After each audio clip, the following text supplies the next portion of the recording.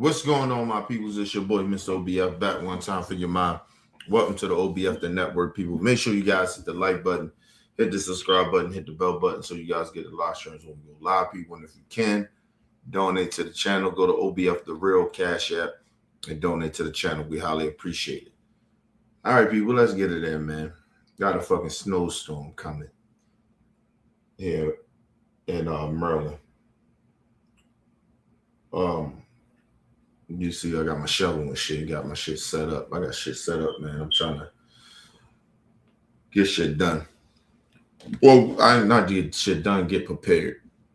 But anyway, let's go ahead and do this live, man. Listen, sometimes white people show their racism, man. They can't help it because it's in them. They've been raised a certain type of way. And then, like I said, the times that we live in, I think a lot of, like, even if, let's just say, it's one thing to believe in rape and the racism that they believe in and the bigotry. That's one thing, right? Because a lot of that comes from being raised, right? Raised that way, right? But the motherfuckers that's drifting to be racist to make money and to be bigots and shit like that,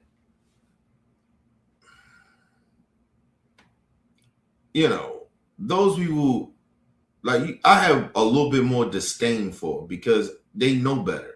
It's not like they don't know no better. They're doing it to make money, right? So it's a little hard to try to understand where they're coming from, but it is what it is. Shout out to my brother LT and the bro. Shout out to little bro.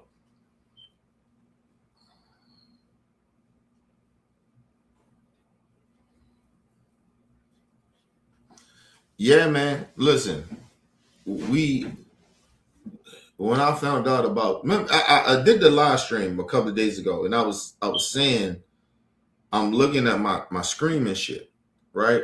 My PC is that all that shit is upgraded of weather and shit too, right? So I was sitting here last night trying to say we getting 11 inches. Now it's saying 13 inches, right? So I'm like, we getting that shit in Baltimore? Like, the fuck going on? And this shit is just located just in my area, right? It ain't like the whole shit of Maryland, but it's just in my location how I got it set up. And I looked, I was like, what the fuck? They said 11 inches. Now they saying 13.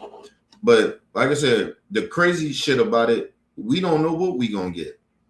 We might get less. We might get way more than we supposed to, or what we expect. So, I just was prepared. I, got the family, told my wife go out, get extra groceries and shit. Told everybody make sure they got their phones and tablets and shit powered up. I got my portable charger and shit, everything powered up. You know what I mean? Just in case, shit get bad where it gets so bad where lights go out. It happens, people.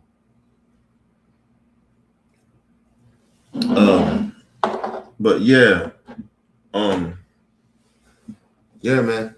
My wife, said she went to the store and shit. She was crazy, and she went to the store.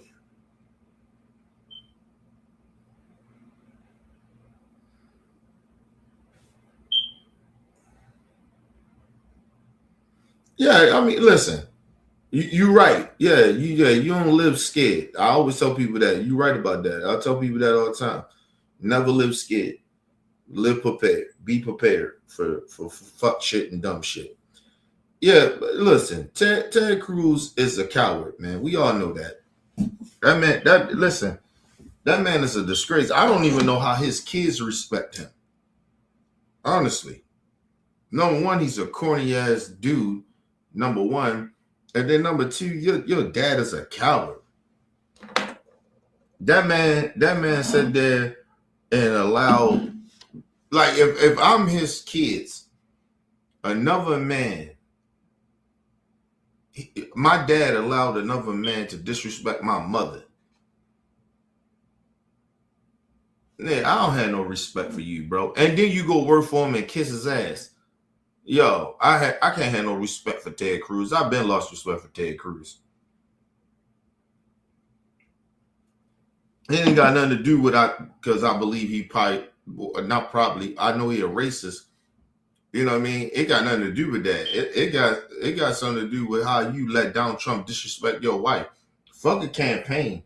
You can't disrespect my wife like that. Like, nigga, we fighting. Or like I'm confronting you. Like I'm saying, like I made listen, I'd have said some shit about his wife.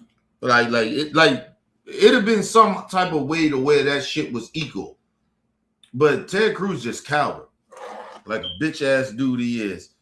But anyway, people, let's get into this, man. Of this clip of like white people, some white people, they just show they show their racism. They can't help it. But let's get into it.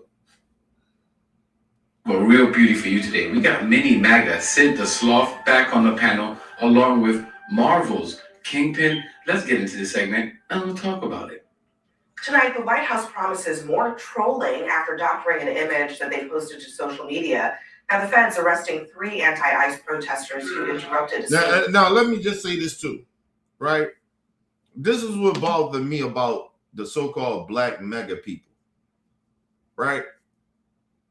People that's the black megas that support Donald Trump. How you let this man disrespect Martin Luther King? Like, honestly, hey man, be quiet. Don't do that. Don't start acting up soon I start going live. You do that every time. Don't do that. Because if you start doing that, I'm gonna put your ass outside. Seriously. That snowstorm coming. Well, I can't say that because you do like the snow. So that ain't no punishment, is it? But anyway. But don't start that, man. Eat your food. Go eat your food. Do something, man.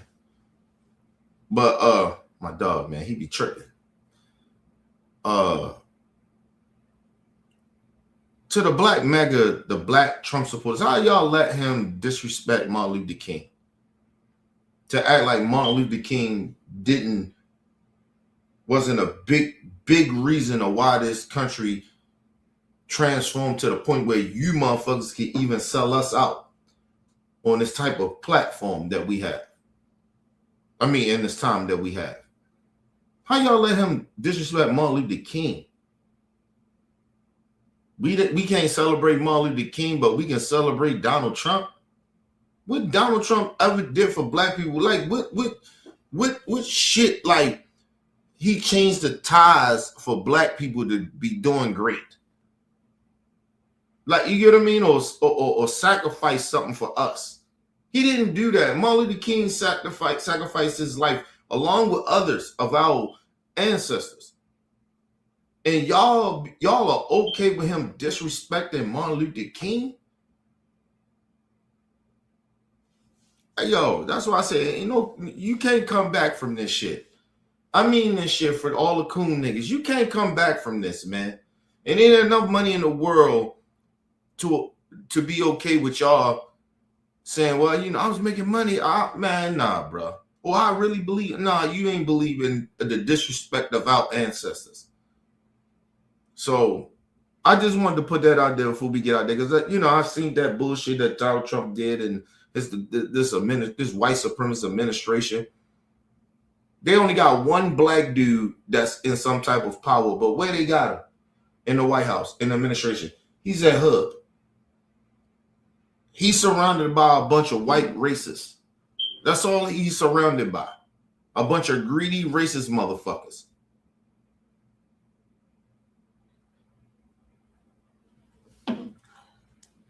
Mind you, they put what's his name?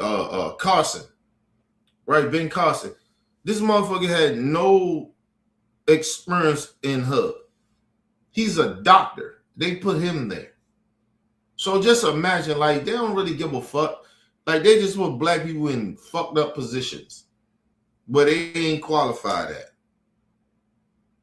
And the bad part about you only hear the dude from HUD. All he is just sitting there he's just sitting there to allow Donald Trump to do exactly do the fuck shit that Donald Trump wanted him to do.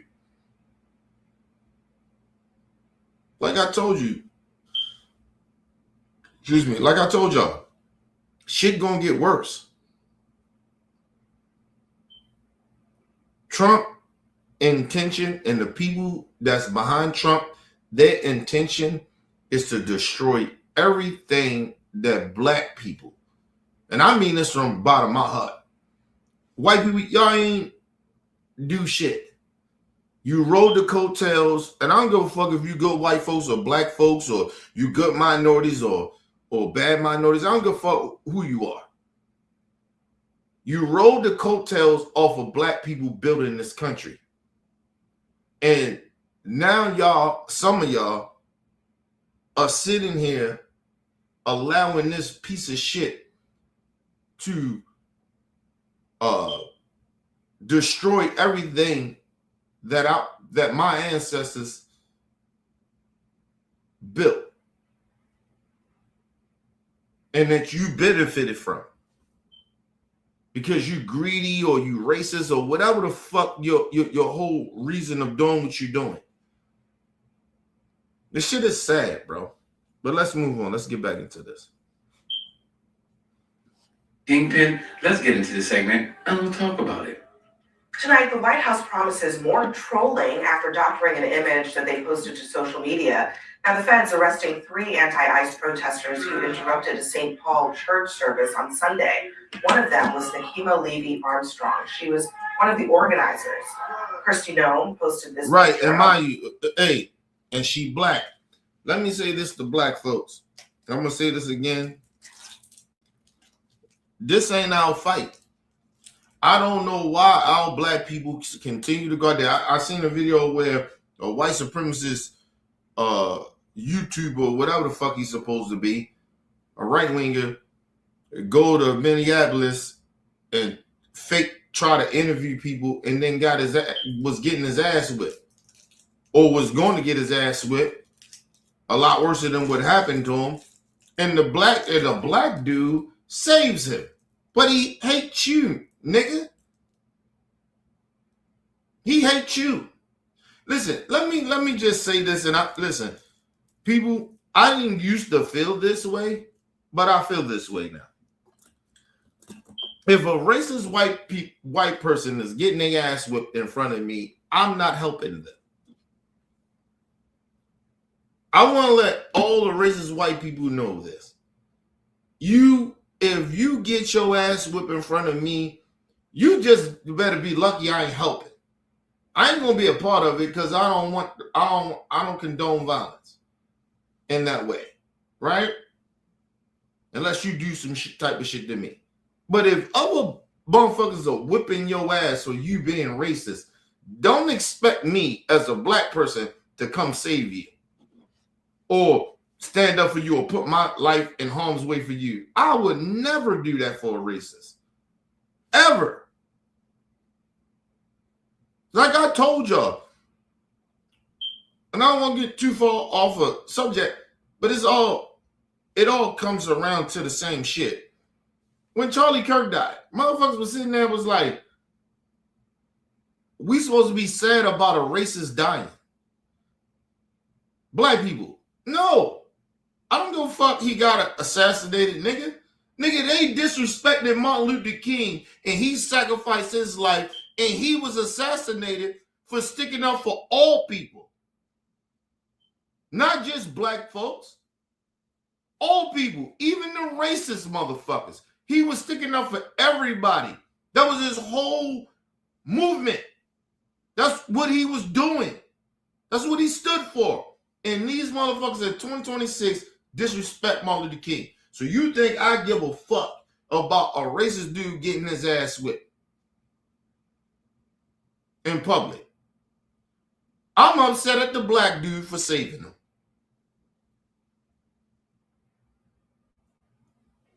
I heard people say, well, it was just made Trump, it fed into what Trump was trying to do.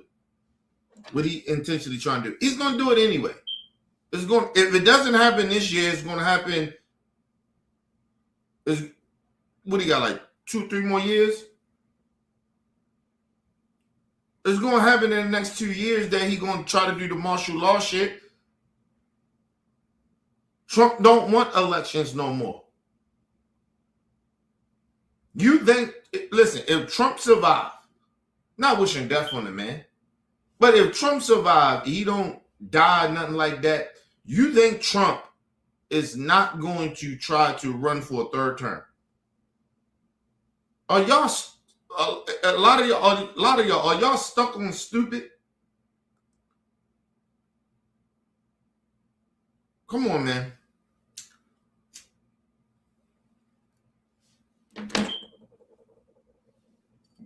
The man already showed you that he have the power to rile up people to go to the national to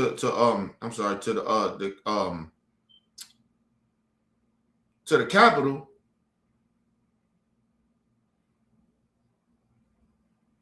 That where they try to take over the government. And mind you, he got way more power than he got way more people behind him that's smart enough now to do exactly what he was trying to do on January 6th.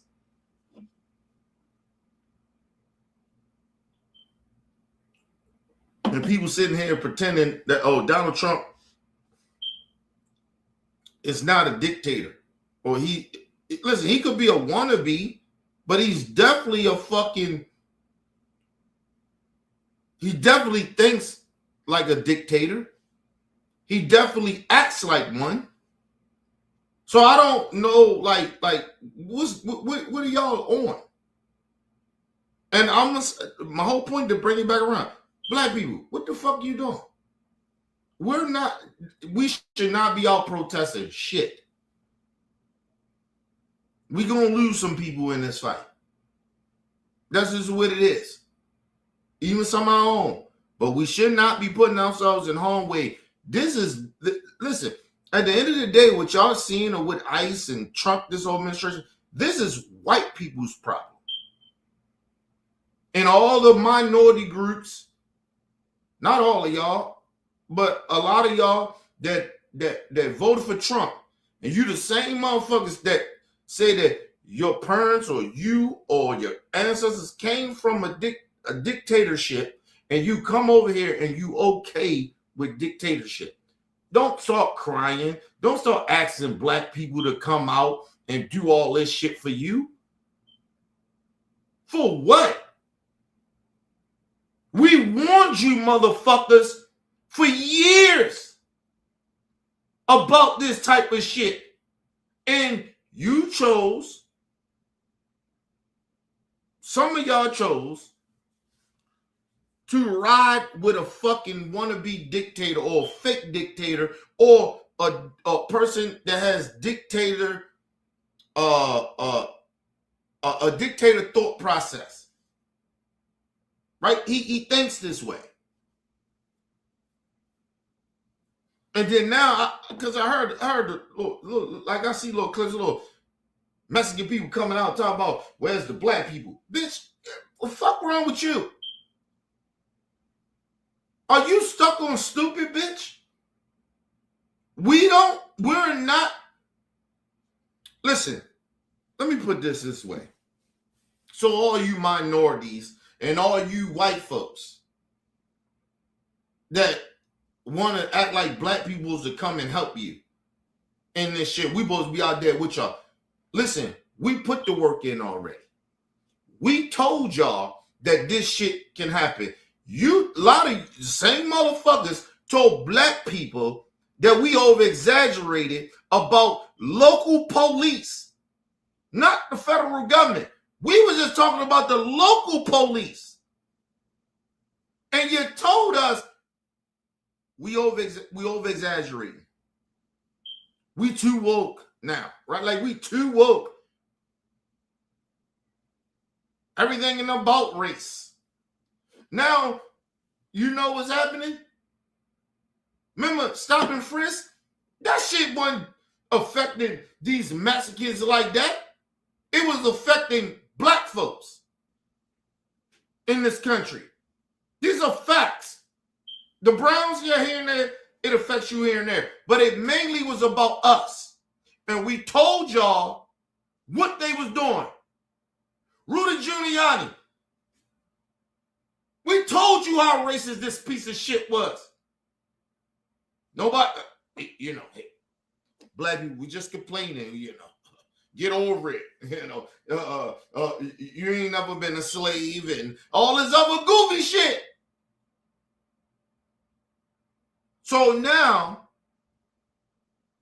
the Supreme Court has said it's okay for y'all to get, you brown people,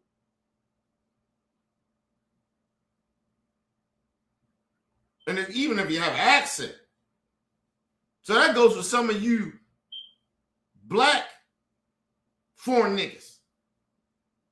You got an accent, ICE got a right to stop you now. They can racially profile. The Supreme Court said it. It said it was okay.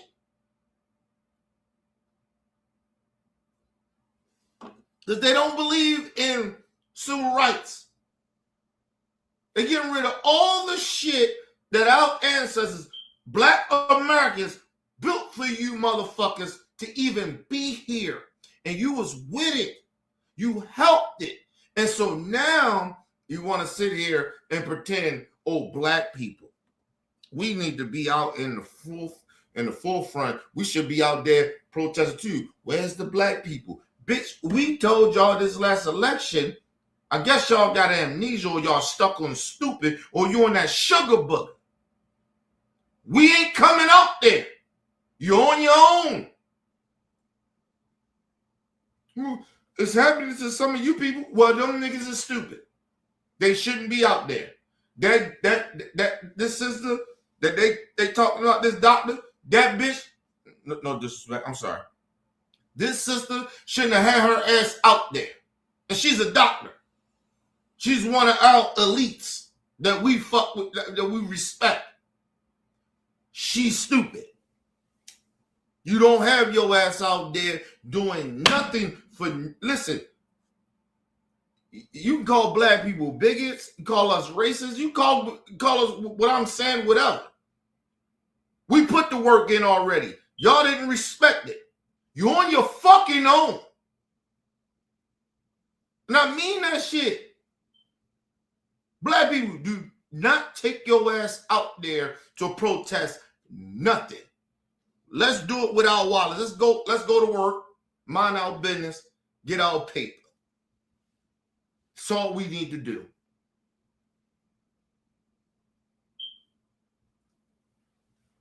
I keep telling y'all, they ain't coming to hoods. And when they do come to the hoods, it's because these brown motherfuckers and these white motherfuckers are amongst us. That's the only reason they're there. They not fucking with the black community like that, believe it or not. They want to act like, oh, bitch, we talk about ICE. Listen, nigga, police been fucking with black people. We ain't, listen, now y'all motherfuckers feeling what we've been talking about. What the fuck you talking about? Or it affects us. No, bitch, we already been affected. The fuck you talking about? It's black people right now getting unalived right now because local police. So what the fuck you talking about? The shit still happening. You didn't believe us. Even after the George Floyd shit. You motherfuckers went back to stop trying to be bipartisan. Man, get the fuck out of here. Listen, you're on your own. I don't give a fuck, black people. Don't take your ass out there. What's happening in Minnesota or around the country, don't take your ass outside. And if you go outside, nigga, move amongst your own or stay amongst your own. Listen, all the white people, all the minority people, you could be good or bad. I don't give a fuck. You on your own. We gonna show y'all what y'all been doing to us for generations. You stick up for your people, protect your own. But when it came to black people and the hurt and the shit that we was going through, you know, you made excuses why you didn't help us. You always had this thing, we should be, down there we should be grateful. How the fuck we supposed to be grateful when we built the country? We built this bitch. Ain't no race in this country can say they built this country other than us. Because ain't none of y'all minority groups or white folks ever been slaves in this country. So how the fuck you can tell us about anything or why we ain't out there? We ain't coming. And to the black people that take your goofy ass out there to try to support and protect these motherfuckers regardless if they good or bad. This day fight. You're a stupid motherfucker. And so whatever happens to you, happens to you.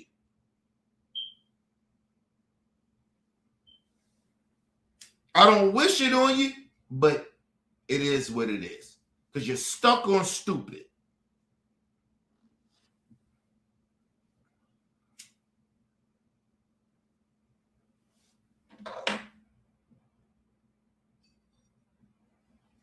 Think about it. You don't even see politicians anymore out there with the crowd protesting. You know why? Because they scared.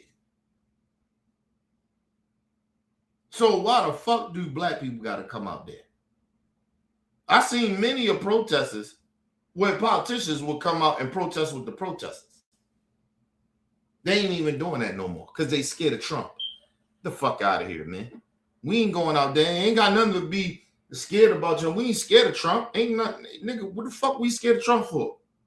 We seen this shit before. It happened to our ancestors. So what the fuck are we scared? We ain't scared of you racist pieces of shit. We just letting everybody else know you're on your own. It's your fight. Ain't got nothing to do with us. Nothing to do with us. People talking about, it's going to affect black people. We've been getting affected. What the fuck that be? Don't keep trying to gaslight us. This shit been happening to us. Everything that y'all seen was happening in this country, it been happening to black people. All the brown people, minority people, that shit been happening to black people. And it still is. It still is happening to us. So listen, nigga, like we can't be tripping out this shit. And don't let them guilt trip us or gaslight us to get out there and get to marching and riding with them. For what? And there's no disrespect to the good ones. But this ain't our fight, bro. We tired, yo. We tired. And like I said, we ain't our ancestors either. So, nigga, I seen what y'all did to our ancestors. I see now in 2026, you motherfuckers do not respect our ancestors, the work they put in, but you want us to come out there. Nah, we ain't coming out there. You on your own. Shout out to my sister Ashley in the building. What up, Ashley? Shout out to my brother Bell in the building. Yo, we built this shit, man. And all they do is disrespect us. They disrespect black Americans. All the work our ancestors, they even disrespect our ancestors, nigga. Nah, you on your own. You on your own. Until y'all learn how to show the proper respect to our people, to black Americans, that go for you foreign black niggas. Until you learn how to respect us, you on your fucking own. You, nigga, we're not your ally. We're not. And just because we the same color skin, you're not our ally. You're on your fucking own. You've been treating us like shit for years. Talking down on us for years. Decades even. And then you want to sit down and act like where we at? Nigga, you on your own. When we was out there with you with George Floyd, one time. And the only reason a lot of y'all was even out there is because we had COVID. You had no choice to sit your ass down. You was restless. You wanted to get out and do something because you couldn't go nowhere. The fuck you talking about? Don't play with my intelligence. Don't try to play with black Americans' intelligence about our fucking struggle. You disrespect our struggle every chance you motherfuckers get. And then you sit out here and pretend like just imagine this. They still think we owe them something. We don't owe y'all shit. We owe you a motherfucking thing. Not nothing. So whatever the fuck is happening right now in the United States of America, this is your fault. Not ours. Not ours. To the good, the bad, white or minority people, this is your fault. Ain't on us. Don't try to gaslight us, make us feel bad, bitch. Fuck out of here, man. Listen, you on your own. Listen, once Trump is gone, we'll talk about it. And then even after that, it's still a whole nother different discussion of that. Do we really give a fuck? Still. Because right now, I don't give a fuck. I don't care. And a lot of black people like me don't give a fuck what's happening to y'all. We don't care. Fuck out of here. And that shit may seem harsh. You can call it bigoted. You call it whatever you want. Anti-Semitic. You call it whatever you want to call it. But nigga, I don't give a fuck.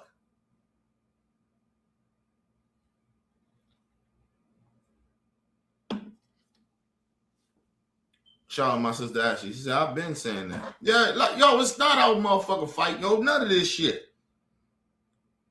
All the brown people. What about our brown brothers and sisters? You go to Mexico, them motherfuckers treat black Mexicans like shit. Do you know that? You go to Puerto Rico, right? Black Puerto Ricans that's darker, they treat them like shit. So what the fuck are we talking about here? So all these light Mexicans and Puerto Ricans want to sit out here and pretend, oh, where the black nigga, where the bitch, you black. Where the black people, you black. See, this is why I can't listen. This is why I don't fuck with them, man. Listen, nigga, we ain't allies no more. To the Mexican community, we're not allies. To the Hispanic community, we're not allies. We're not allies.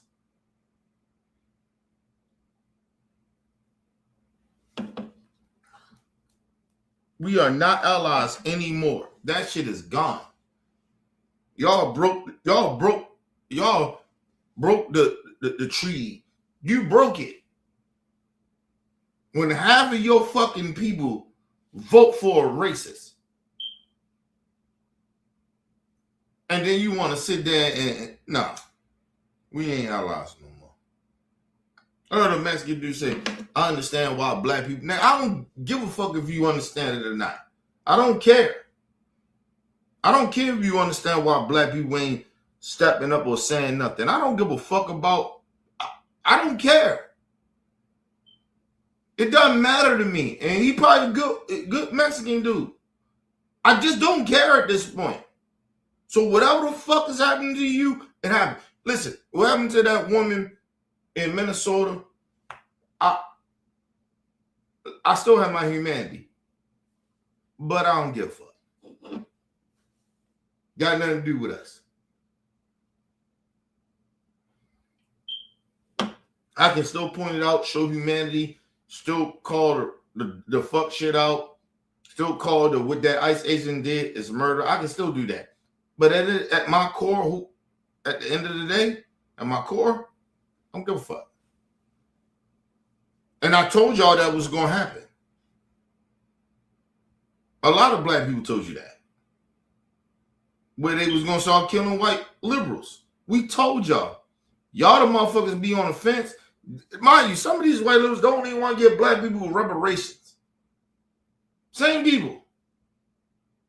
Now the shit is affecting their communities where they live.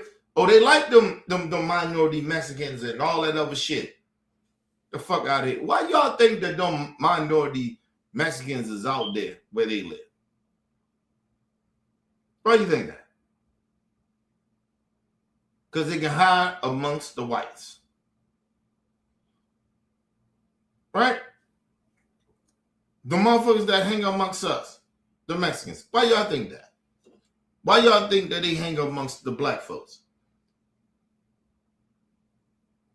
So they won't get targeted. They ain't stupid. Like y'all need to really wake my black folks. Y'all need to wake the fuck up, man. This ain't our fight, man. All these Mexicans, listen, I'm surrounded by them, man. I ain't got no problem with them. I'm just saying, like, yo, all these Mexicans all around. Nigga, y'all, hey, man, ICE come in this bitch, you on your own. Don't think that I'm going to come outside and none of that shit. I'm not doing that. Not doing none of that shit. So listen, let me be real. Like, all the Mexicans be around, nigga, they don't let their kids even fuck with our kids. They stay amongst themselves. So I'm like that. I'm the same way, nigga. My kid don't gotta play with your kids. Yo, listen, I keep telling y'all about Mexican people. Yo, they are, especially the ones that don't think they're black. And it's a lot of them. You are brown for a reason. You're not brown because of white people. You brown because of black people. Africans. And they still think they better than us. Okay, they don't want to hang around. Okay, cool. People want to talk, it's a culture thing. Ain't no fucking culture. Ain't no culture thing. Their culture come from Africa. All the Mexican people, I don't give a fuck who you are, what you think. All that salsa bullshit, all that is African.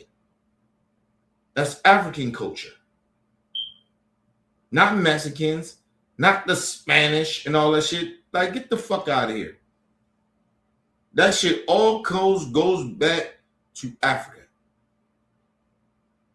All y'all culture goes back to Africa. Even black Americans, all our culture goes back to Africa. That's why I don't know why our African brothers is to be on that bullshit. Like, we never deny y'all like that. Listen, y'all come here, I get it. A lot of black Americans be on some bullshit. I get that. But for you to, like, hate black Americans, all of us, like, we got a lot of ignorant motherfuckers. No lie. They don't know their culture. But I do. So for you to hate me, because I'm a black American, get the fuck out of here.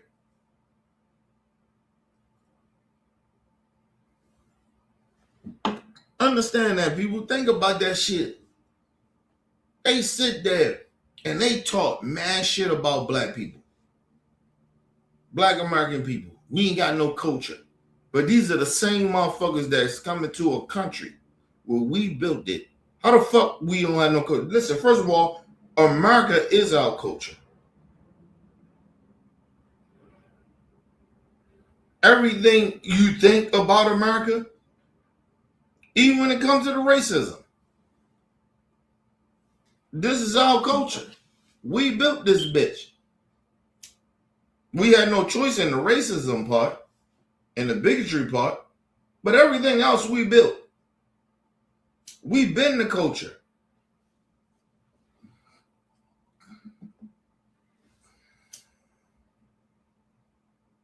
Let me ask you a question. To everybody out here. Think about this. I want y'all to think about this. Since black Americans don't have no culture, right?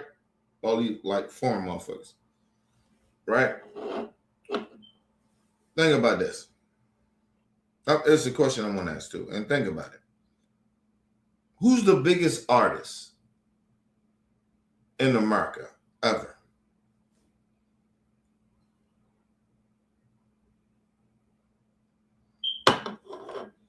I don't give a fuck what genre it is. Who's the biggest artist? You ask yourselves that. in history. You know who it is? Michael Jackson, a black American. Elvis is not bigger than Michael Jackson. All of the so-called white people they want to bring up, nobody's bigger than Michael Jackson. That come from American culture. They're just not. Drake sold his records and all that shit. Everybody sold their shit. Whatever. But nobody is bigger than Michael Jackson. Michael Jordan, as huge as he is, he ain't Michael Jackson. He not Michael. Nobody's bigger than Michael Jackson. Nobody. And then if you want to talk about around the world, the biggest entertainer ever, we all know that's Michael Jackson. Ever in the world. That's a fact. That ain't no shit of being arrogant because I'm a black American. No. Ain't nobody bigger than Michael Jackson around the world ever. I don't give a fuck how many records they sold. Their impact is not like Michael's. It's not like Michael Jackson. It's not. Nigga, when you got a government and Michael went to countries where a lot of these artists won't go. And then at that time, a lot of Americans artists could go. And Michael had the government military protecting him in some of these countries. Are you fucking crazy? No, do your history on Michael, motherfucker. Shout out to my brother Game in the building. Do your history on Michael Jackson.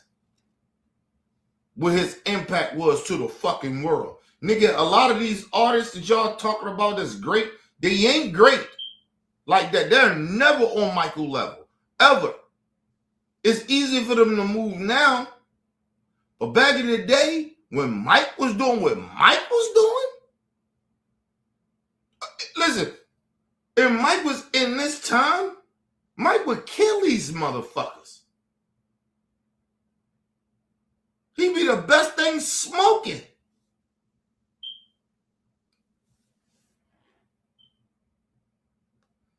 This nigga was going to countries, had they country militaries protecting him. Not the local police, nigga. We talking about the government, the troops. They military people protecting Michael Jackson in countries where a lot of artists, regardless of where they was from, couldn't move.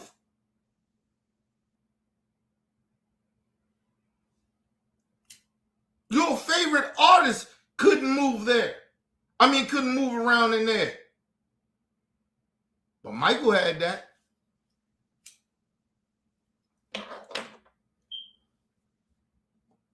Why you think a Beyonce or fucking Chris Brown never try to put themselves above Michael? Why? Why y'all think that? It's because Michael paved the way and he's still bigger than them. He's still bigger than Beyonce. He's still bigger than Chris Brown. And they are elite. They're probably the two, far as a female and male, that comes close to Michael Jackson. They're probably the only two. Ain't nobody bigger than them. But Michael is Michael, nigga. Y'all keep forgetting who Michael Jackson was. This nigga rolled around Africa, rolled around in fucking countries that the presidents couldn't roll around with. And he didn't, listen, if the president go to some of these countries, he had LUS military.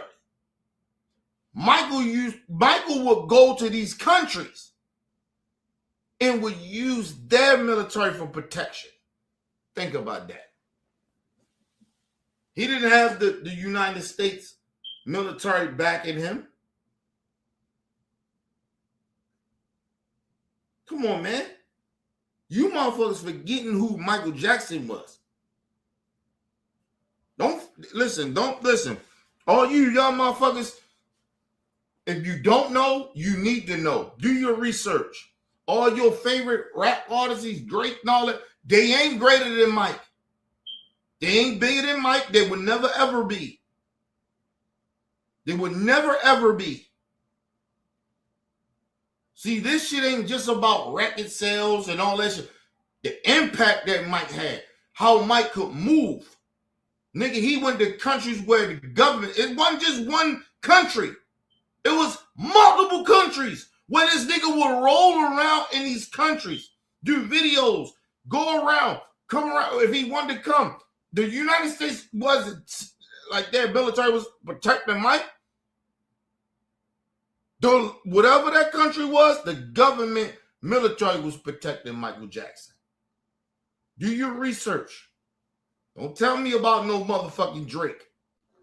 Drake ain't never gonna ever be on Michael level. I don't give a fuck how much he sell.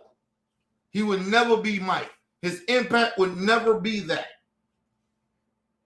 And look how he going down now, suing the racist people that put him on. All the companies that stole from black artists, now you want to sue them because you felt like you got fucked from them in a rap battle. From another brother that they big up, they put you up on a pedestal, and we come to find out they even using Kendrick. Don't get that shit twisted. They use Kendrick too. And maybe they got tired of your bitch ass. And that's why they say we're gonna ride with Kendrick. But I keep telling y'all too, the reason Kendrick won that battle, because Drake had all the powers to beat Kendrick. The powers to beat that was behind Drake. You know why he lost? It's because Kendrick is connected to the streets. He connected to the black community. That's why he lost. That's why I keep telling y'all, stop trying to downplay our power. We don't need those white people like that at the end of the day. They need us. They need us. They're not cultured. We create culture. They don't know how to create culture. They still culture. What culture that they're talking about that they didn't steal? Even so-called the forefathers, they stole from the Native Americans and the black people that was already here. They stole culture.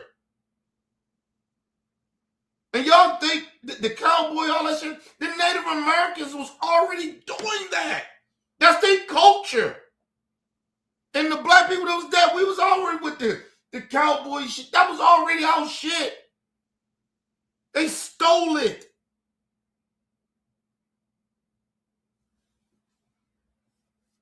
Y'all need, listen, man, do your history, black folks. Give me 1 second, y'all.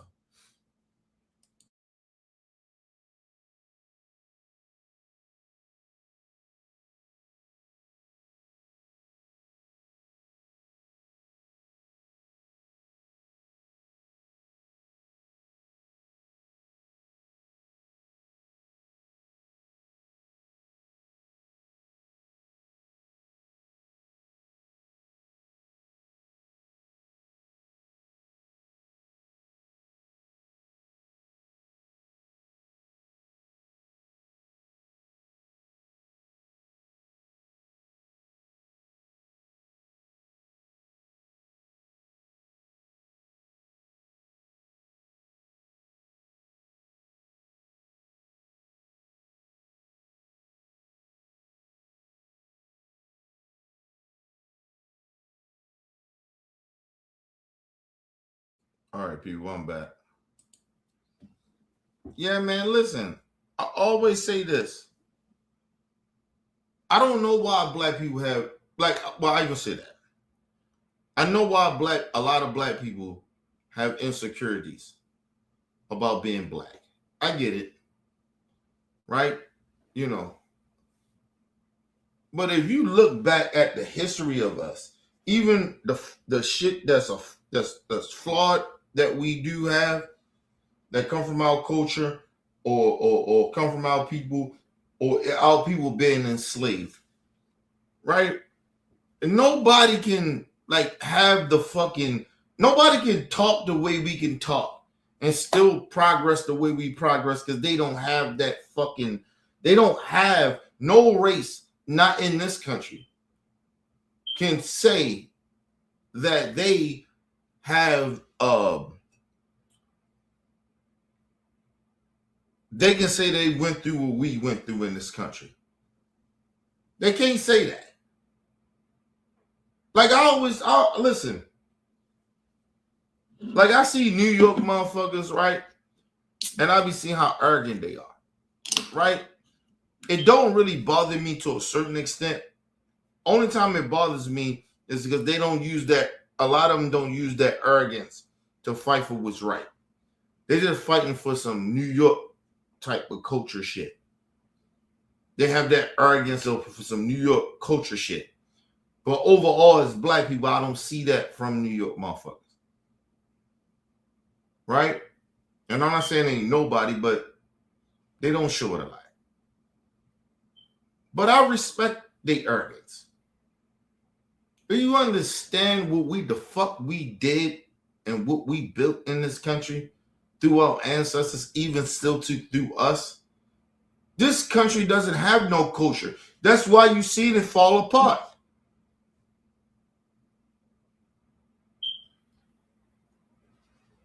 Think about all the shit you are seeing. The reason that shit can fall apart the way it does is because the shit was based on fraud.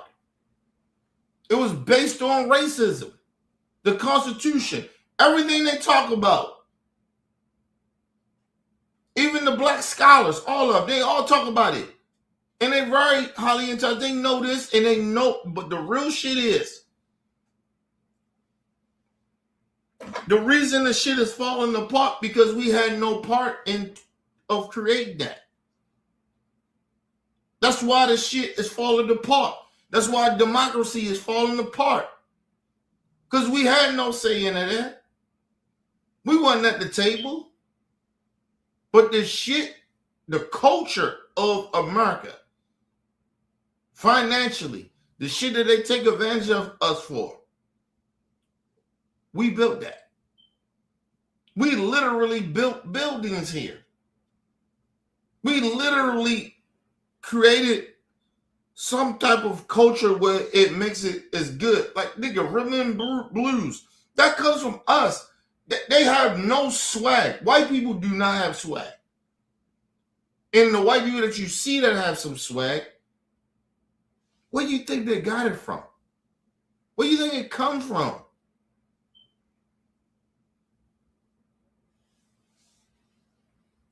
Nigga, they even stole our words that we created. Boogie. Like back in the day, it's an old slang, but boogie. Yo, nigga, we get the boogie in back in the day. Like, we boogie. They steal our shit. All the sayings that's popular that you hear, black people came up with it. They don't come up with nothing, bro.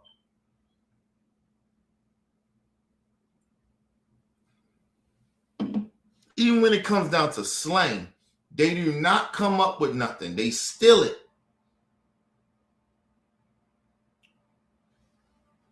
That's why when they say to black people, you less than us. Like, really? Because if that's the case, you should have never had black people. Your ancestors should never allow black people to even come over here in this country. What do you need us for to build your country for? Why we had to be your slaves? Why you didn't get white slaves? Because there was white slaves back then, people. And a lot of them that came, so Christopher Columbus, all them, them motherfuckers was outed. They was mistreated by their own people. And so that's how Christopher Columbus so-called discovered America, which he didn't. They was running like bitches like they do. And then they get mad at the immigrants for doing the same shit that they did. They running from their own people doing fuck shit, but they hate immigrants. Christopher Columbus ran from the European country. I think he's from God damn it, where he's from?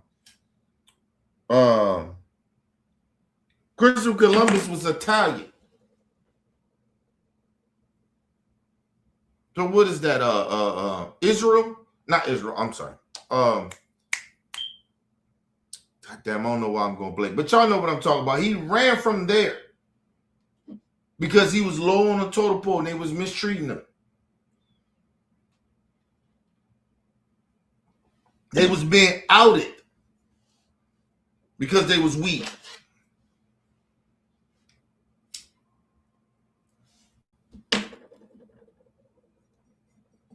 And you know what Christopher Columbus did?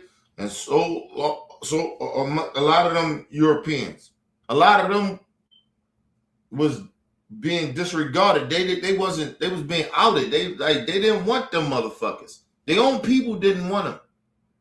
So everybody that we praise and all this other shit, you know, we praise all these white so-called forefathers, they was outed. They wasn't nobody that was big in where they came from. They was outed because they was weak. And so what they do? The same shit they got mad at their own people for, they turned around and did it to another whole race. The fuck out of here. I would never give props. Them motherfuckers are never my forefathers. George Washington, none of them. Not my forefathers. Fuck them all. They was all weak motherfuckers.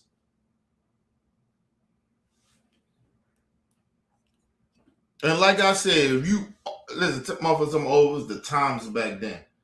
Listen, these people was outed. They knew how it felt to be discriminated against. They knew that, and they still came to this country and did the same shit that they did. The same shit that would happen to them. They did the same shit to others. So no, I'm not giving them no pass. Oh, that was just the times back then. Fuck out of here. Do better then. They should have did better. They didn't. They're a piece of shit. Everybody want to sit here and pretend that these motherfuckers are great. They not great. Look at Donald Trump. Think about who Donald Trump is. Let's just go down and listen to who he is. Let's be real. Motherfuckers you want to be real? Let's be real who Donald Trump really genuinely is at his core. Donald Trump is somebody was born rich. His daddy was a Klansman. That's a fact. His daddy used to go to Klan rallies. These are facts. His mom is an immigrant. That's why I understand why he hate immigrants. But I guess because they dark immigrants. Whatever. Right? Trump got caught in a scandal with his daddy. His own daddy. So all the racist MAGA want to tell me, like, how you can't call him a racist. This is how he a racist. And Trump wasn't no teenager. He wasn't no kid. He was in his fucking 20s. Maybe even his 30s, if I'm not mistaken. But he was in his 20s or 30s. With his daddy. And they discriminated against black people. They had hotels at the top. Apartment buildings. And they wouldn't sell to people that was black. And they got sued for it. And in the court of law back in that day, in the 80s, come on, man. For them to, in the 80s, think about the times. Racism was like crazy then. As well. And they got found guilty by the federal government. And y'all keep forgetting the federal government is not black people's friend. Ever. They was never our friend. They target our people. They target our people. If we started a movement. So imagine that the federal government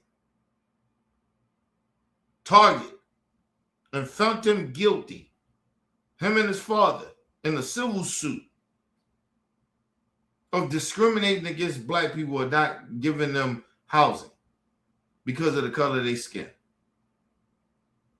So Trump been a racist.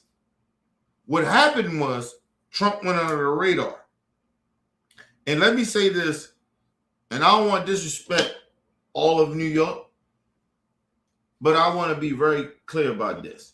The one thing about New York, you will find any and everybody there. And what I mean by that, you will find any and every minority there. And let me be real about this shit.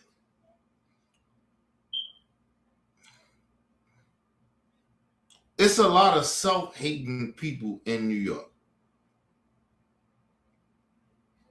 And then it's not just black folks. Other minority groups, they self-hating motherfuckers. They hate their own people. And I told y'all, it's like a motherfucker getting a little money and think they better. Nigga, you can't talk to me, nigga. I make more money than you, nigga. Come on, what you talking about? That's how New York is. Not everybody there, but a lot of them. A lot of people in New York are self-hating motherfuckers.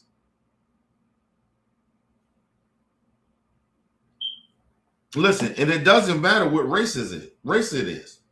That's the crazy shit about it. New York is self-hating. They self-hate their people. They don't listen. A lot of them don't. A lot of them hate their own. People are like, oh, it's a melting pot in New York. No, it's a lot of self-hating there. But you listen. In New York, a lot of them motherfuckers hate their own. So if they hate their own, you're going to hate other people.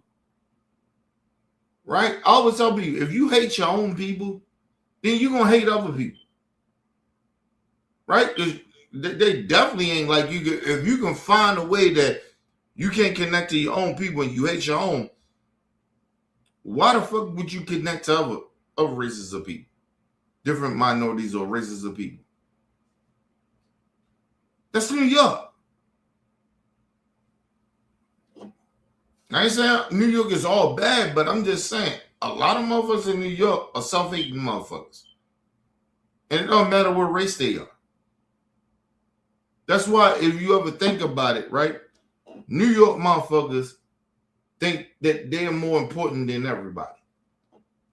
We created hip-hop. Okay, cool. We respect you for that.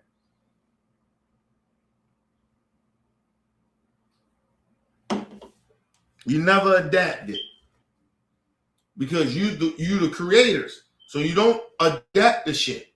They never adapted to how the sound went down the South, or even before the South. It went to the West Coast and then it went to the South. People forget about that. The shit shifted to the West Coast as far as music. And then it went to the South.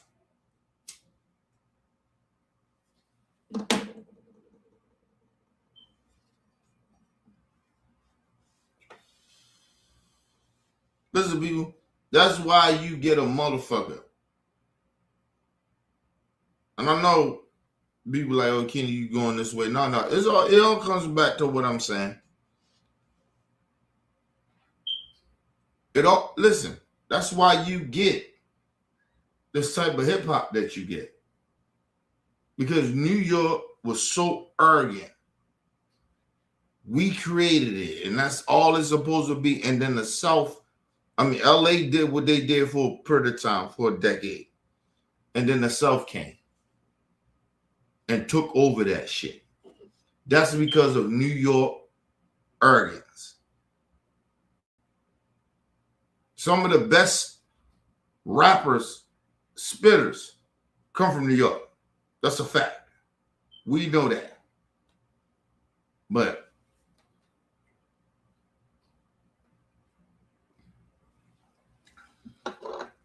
that's why you see a nigga like 50 Cent, that's how big he is. It's because someone said he understood. 50 understood that nigga, I'm from New York. I'm with that New York shit. And then I got with Dre. And I learned from Dre. And then the South is popping. He missed it. That's why his album is a classic. Get Rich or Die Trying. That's why it's a classic. People keep talking about, oh, it's because of Dr. No, nigga. No. The 50 Cent mixed all that New York. That's probably one of them albums that will never ever be done again. Ever. That Get Rich or Die Trying shit, I don't think a nigga can duplicate that. That's one of the, listen, it's in my top 5 greatest rap albums ever. It ain't a nigga that, I don't know if a motherfucker can duplicate that. Sorry. When I hear Kendrick, I just hear West Coast.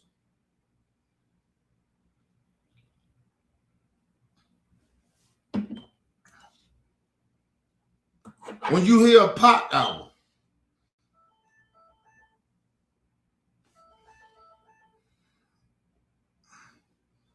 when you hear a Tupac album, All Eyes on Me, when you hear that bitch, that shit sound West Coast. And I love Pac. You know I love Pac. But the greatest rap album of all time is probably Get Rich or Die Trying. Nobody can duplicate that shit again. Because niggas is too ignorant and stupid at this point now. One of the greatest albums ever. Listen, I believe that I'm the biggest Tupac fan. I told you I'm not biased. I believe 50 Cent had the greatest rap album of all time.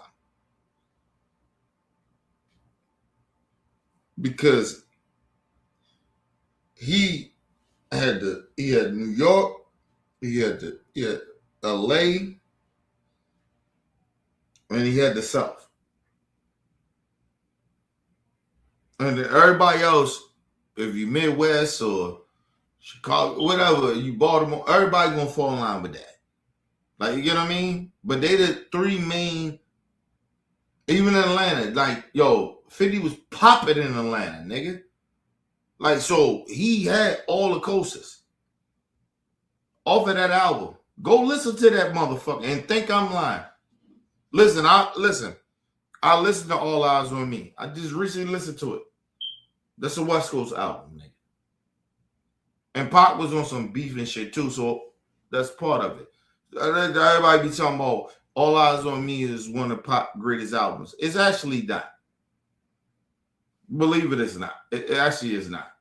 It's actually Me Against the World. Pac's greatest album is Me Against the World.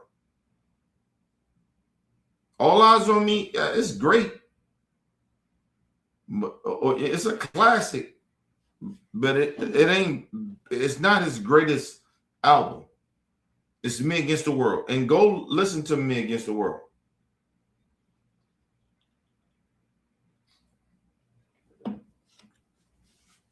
That's why I listen.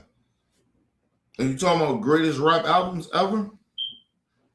I will put 50, Get Rich or Die Trying. You know I don't like 50, nigga. I think he a sellout, he a coon. And he a bozo to me. So it ain't that, like, I don't fuck with that dude.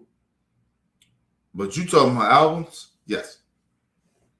50 is Get Rich or Die Trying is probably the greatest rap album that ever been created. ever. It ain't a album bigger than that.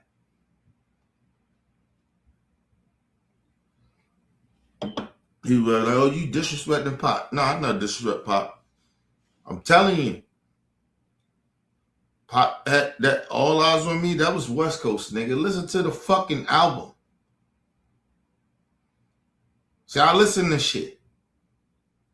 But like I said, I wouldn't even put All Eyes on Me over fucking Me Against the World. I'll put Me Against the World over top of All Eyes on Me. And actually, that's my second greatest rap album of all time. I think that's the greatest rap album ever. Me Against the World. Tupac. Like, yo, no, it's not All Eyes on Me, bro.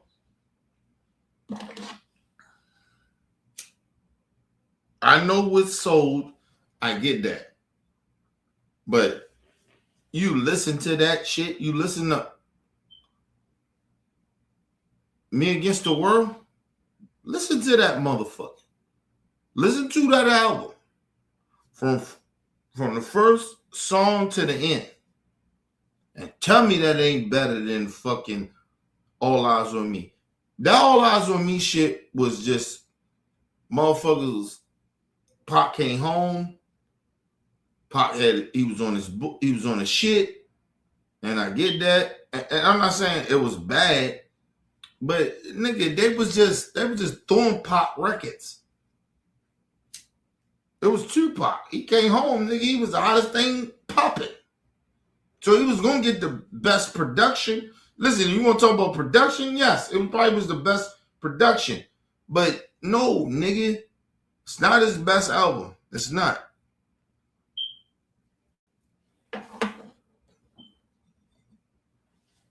And I think everybody knows this about me. I'm the biggest Tupac fan. Pac is my idol. I fuck with Pac. And that wasn't his biggest album. It wasn't his biggest.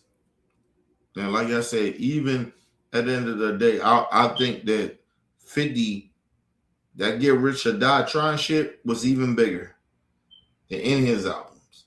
Because he understood the shift that was going on. That nigga had West Coast production. Like, that shit was classic. It's a classic album. And I don't like 50. He a sellout to me. But I'm telling y'all, that was the biggest album, bro. That Get Rich or Die Trying. It was just bigger. That's how y'all know I ain't trying to be biased. You know I don't even like 50 Cent, man. I think he a sellout.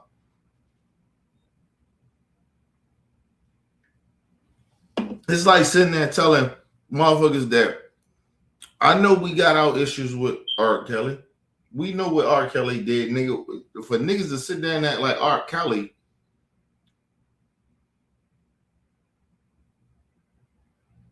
like he ain't R. Kelly. It's R. Kelly, nigga. This catalog is bigger than a lot of your favorite artists. Fuck are you talking about? So when Boosie said, "Oh, hey man, R. Kelly shit, his catalog is bigger than Michael Jackson," it is, but it ain't better. Because no, it's bigger, but it ain't overall he would never be bigger than Michael Jackson. But his catalog, R. Kelly can hang with anybody in that catalog. Anybody. And he's a convicted rapist. Like, you get what I mean? A molester, pedophile. But nigga, R. Kelly catalog, nobody can really fuck with that catalog, bro. Seriously. Not Michael Jackson can't fuck with his catalog. Seriously.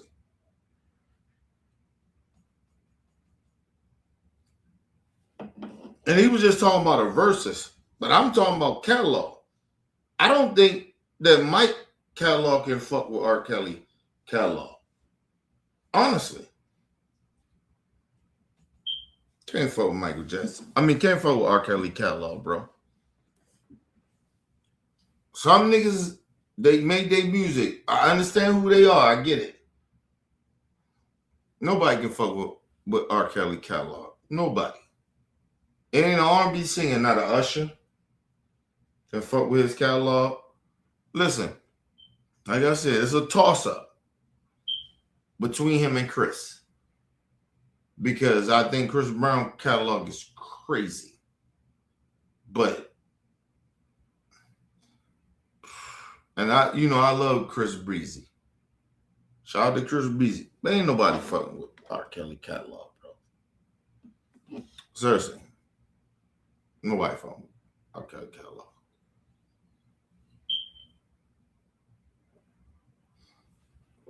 No, I'm not saying that, game. I'm saying I get that. I get. Look, Mike is Mike, nigga.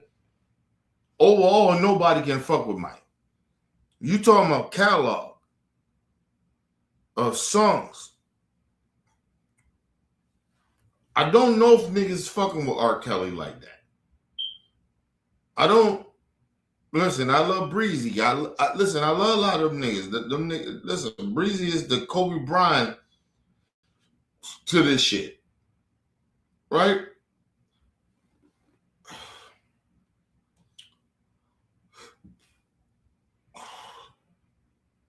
R. Kelly is like,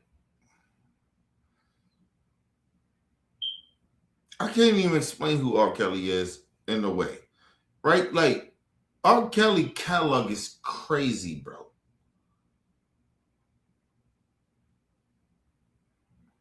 Like, it's crazy. It's not like some shit that, like, I can't even compare his shit to nobody.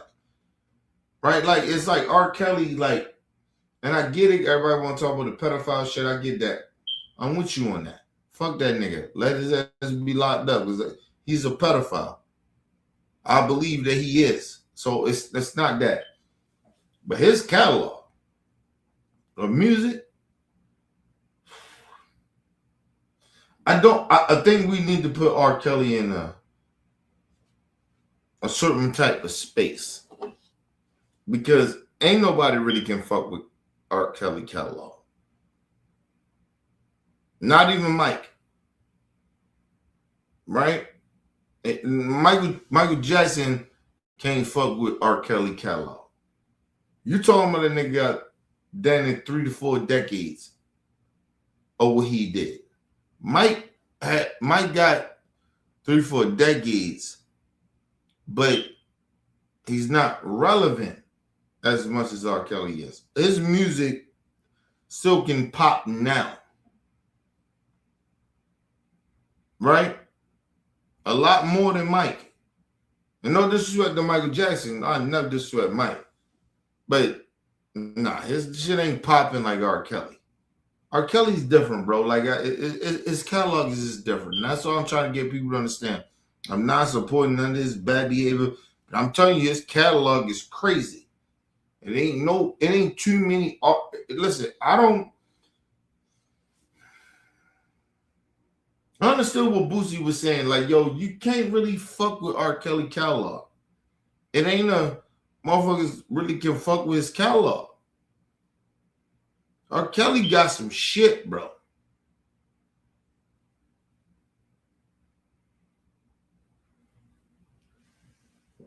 No, I'm talking about, if you just talking about impact overall, everything. No, Mike is always gonna be that. R. Kelly don't impact the world like that. Overall, R. Kelly don't impact the whole world like that, right? So I get that. That's why I always tell you, Mike is always that guy, because Mike is the only person I know as an artist, regardless of what genre it is, that impact the world the way he did. It ain't a white artist that did what Mike did. So Mike is over there. That's why I don't even want to compare them niggas. Mike is over there. He's over here by himself. He's over there by himself. And whoever he allows to come over there, maybe a Chris Brown or Beyonce, or somebody that come in his realm, that's different. But Mike is over here. He's up here. He's over there. R. Kelly, at the end of the day, regardless, we say what we want to say. It ain't a catalog like R. Kelly, bro. It's not a catalog. It's nobody catalog bigger than this. Sorry.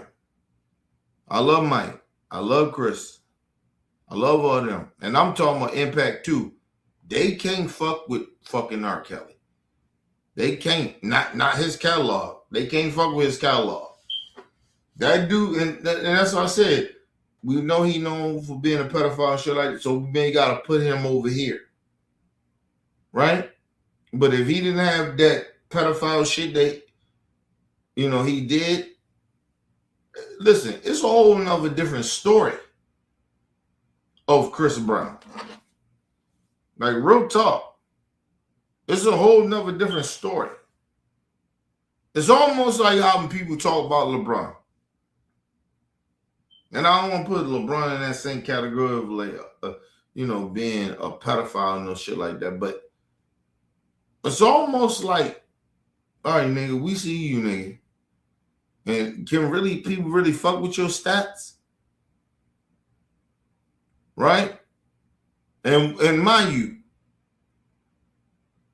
R. Kelly wrote for Michael Jackson too. So like, people don't forget that about R. Kelly. R. Kelly is that dude, bro.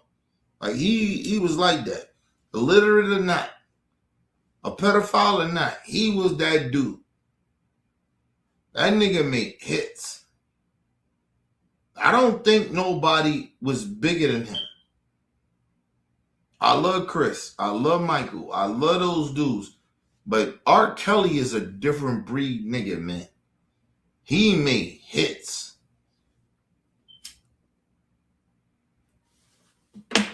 And he had impact.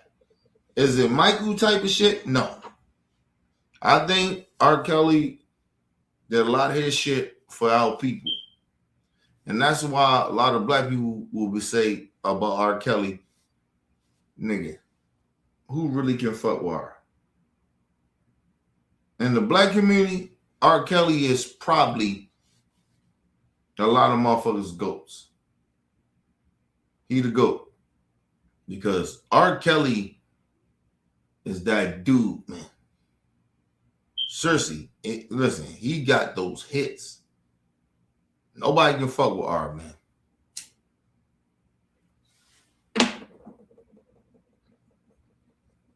Not with hits. And I love Michael. I love Chris. They over here. But nigga, if R. Kelly didn't have that stain on him of being a pedophile, nigga, are you crazy? Nigga, we listen, I think it's a real conversation of talking about who the fuck the GOAT is in R&B. Well, listen, it's not even a debate in that. I think at the end of the day, he is the GOAT. Why Rick can fuck Usher? None of them. They can't fuck with R. Kelly. R. Kelly is the GOAT of R&B. I'll put it that. Even though he a pedophile, I don't fuck with him. But he is the GOAT. Ain't nobody can fuck with him. Nigga, they ain't got no songs like him, bro. If Usher did a versus with R. Kelly, how y'all think that will happen? How y'all see that happening? R. Kelly would destroy him. Destroy him. I don't give a fuck about his hits. He ain't got enough top 10 hits to fuck with R. Kelly shit. The fuck out of here. We talking about, but one thing about R. Kelly, he got generational shit. It's not just, the old motherfuckers come back from my generation or motherfuckers that come even before me. He got shit now. That shit still rock now. And he been locked up, but so imagine if he wouldn't be a fucking pedophile that he is. So fuck R. Kelly. But imagine if this nigga wasn't that. Yo, come on, man. Usher, Chris Breezy, I like y'all, man, but y'all couldn't fuck with R. Kelly, man. Y'all couldn't fuck with him, man. You're a different breed nigga, man. Couldn't make hits like him. Nobody can.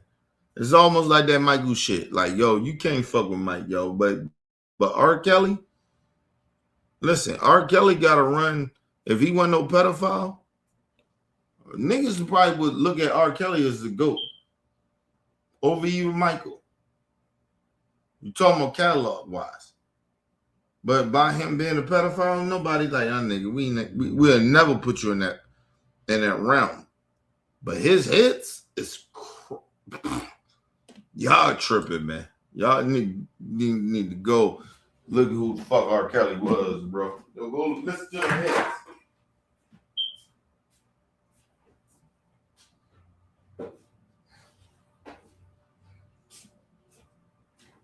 Yeah, go listen to them hits, man. Go listen to R. Kelly hits. Tell me I'm tripping. I know y'all probably like, oh my God, Kenny, it almost seems like you're trying to take off for a pedophile. Hell no. R. Kelly is supposed to be in jail. Fuck R. Kelly. I had no love for R. Kelly like that, but I understand who the fuck R. Kelly was, though. I understand the music. Like, nigga, I don't think a lot of motherfuckers fucking with R. My honest opinion.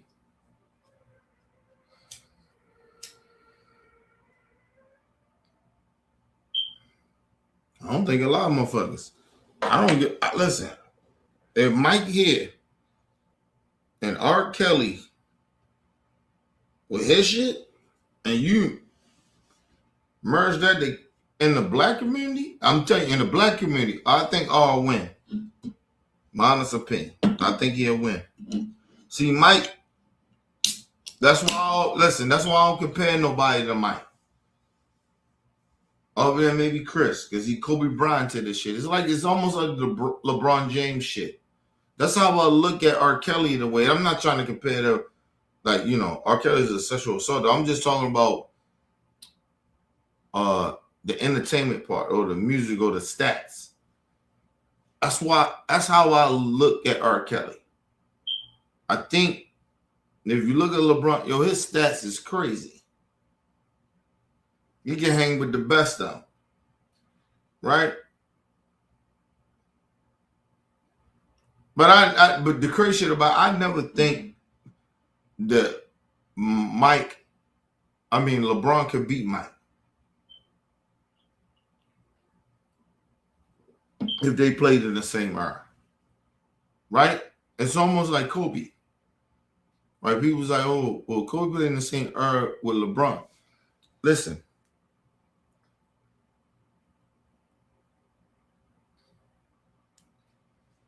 Go look back at Kobe's stats. If you put Kobe in the Eastern Conference, he making the finals too. Even LeBron, I was talking about LeBron, they had no team. The niggas that was on LeBron team was better. And he had veterans and shit too on his team. I was better than Kobe back in the day. Like, people keep forgetting that. So I'm saying LeBron great. Listen, I never put LeBron in my top 5 until he win. Listen, I put it this way to make LeBron James fans happy. Right? As I love LeBron as a person, but as a basketball player, nigga overrated. But that's just me. Let me tell you something. If LeBron win a 5th championship, I got to put him in the top 5. I can see him as number 3. He would never be better than Kobe, though. It could be a debate, but he's never going to be better than Kobe to me.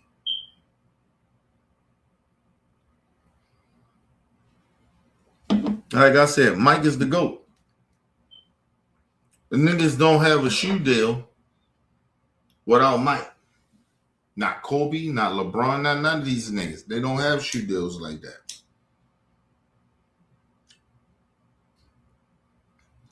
Listen, let me explain something to you. How big Michael Jordan is. If Mike decided the day tomorrow, let's say, you know what?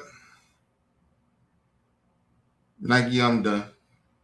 My shit bigger than yours anyway. I got my Jordan brand. But it's a lifetime shit, so he can't do it. But I'm just saying, what if he could? If Michael Jordan say, hey, you know what? They worked out a deal where Mike can leave and, you know, have all his shit. And he leave and he don't have the Nike.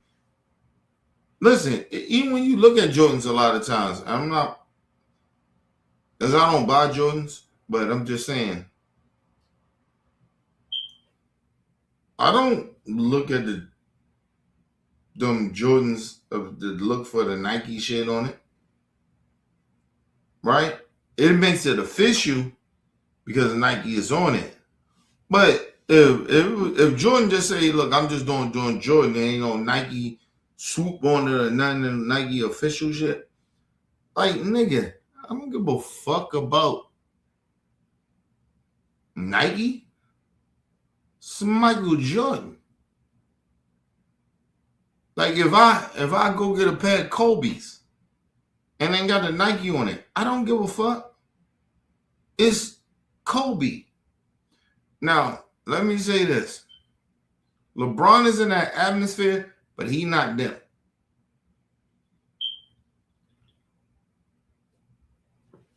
Listen, I got me a pair of LeBron James. Still got only bought one pair of LeBron James. One pair of LeBron James. One. I do not rock LeBrons. Number one, I believe LeBron James is overrated. I don't like LeBron James as a basketball player, but I love him as a person. Everybody know that. But I would not buy sneakers.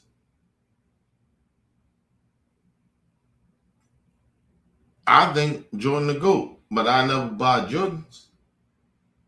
You know why? Because I don't think he step up for black people like he's supposed to. So it's a reason why. Like, it's reasons why I don't buy LeBrons or I don't buy Jordans. People like, oh, wow, Kobe stepped up more for black people. Listen, Kobe had no reason to step. Do y'all understand that he stood by LeBron and all them when they was doing what they were doing with the injustice and shit, the Colin Kaepernick shit? Kobe's behind that. He was like, nigga, I got that. He donated money to Colin Kaepernick. Did y'all know that? So when you start talking about Kobe, what he did or what he did, like, nigga, Kobe did it. Kobe did his part. Should he probably been more vocal? Yeah, of course.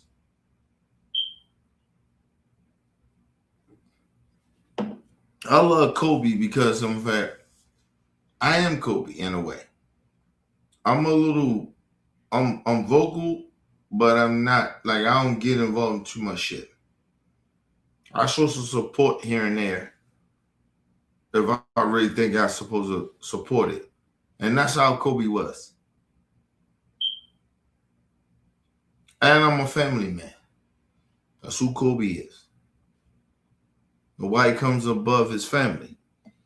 Never. You ain't never seen that. Other than, yeah, going that Colorado shit, that was his thing. That was his, you know, it happened to him. It happened to the best of us, bro.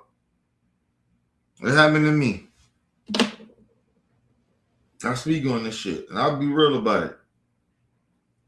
Cause I always tell people I want to defend a motherfucker that I look up to and compare myself to them.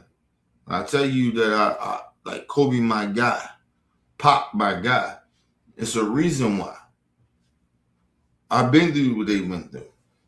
It wasn't exactly the same, but it's still the same. Listen, man.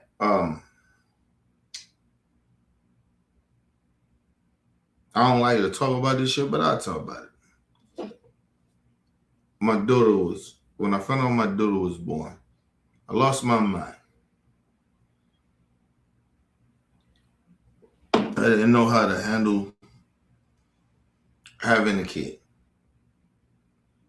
And I was out wilding, working and shit.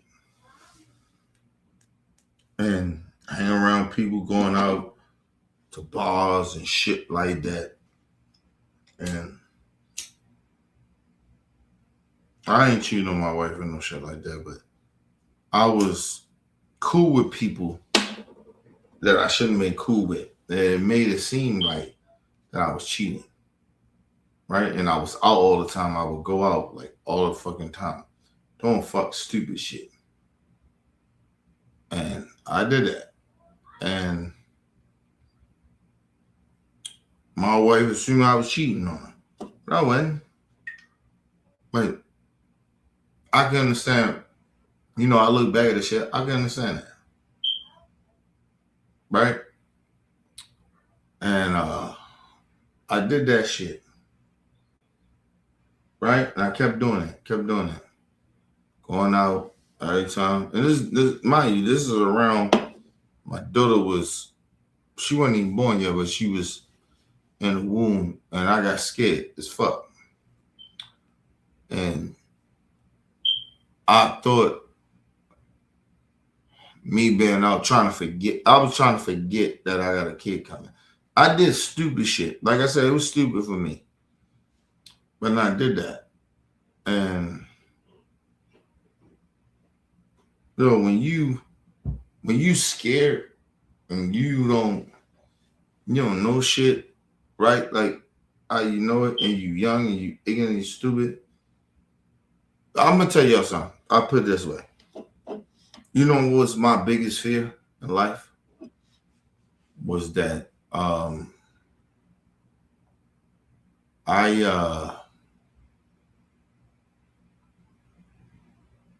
having a kid. And I've been burnt a couple of times too. Like I've been burnt, like I call it being burnt, like you know, I was fucking with the chick. Chick said, kid, you know, she was having a kid by me. I got fucked even before that. Like chick, I thought the chick was the kid was mine. Kid wasn't mine.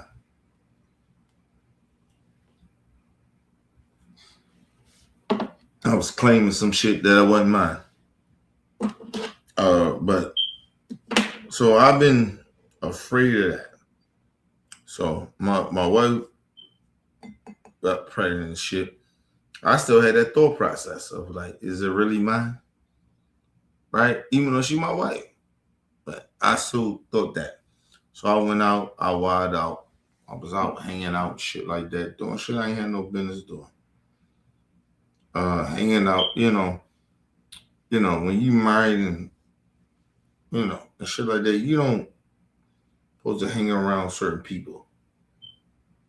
Right? Like not hang around certain people, you don't make it obvious that, like, not obvious, but kind of like you almost made it feel like I was fucking with this person. It came that way. And then there was text messages and shit like that. And it wasn't for me. I was doing it for a dude I was fucking with at a job. So it made me look guilty. So it was like, I was doing stupid shit that I shouldn't do. Right? And I did that shit to my wife. And so to this day, I regret that shit. That shit hurt me, because I shouldn't have did that. But I did it, acting like it wasn't no big deal. Fucking around with motherfuckers or whatever, like, you know what I mean? And my wife, we dealt with that shit for a couple of years. I ain't gonna lie. Dealt with that shit for a couple of years. And I had to try to fix that shit. But my point is, at the end of the day is, when you do shit, right? and you hurt people that you say you love and shit like that, like, yo, those people can't. That woman had to listen. Kobe's wife had to be strong.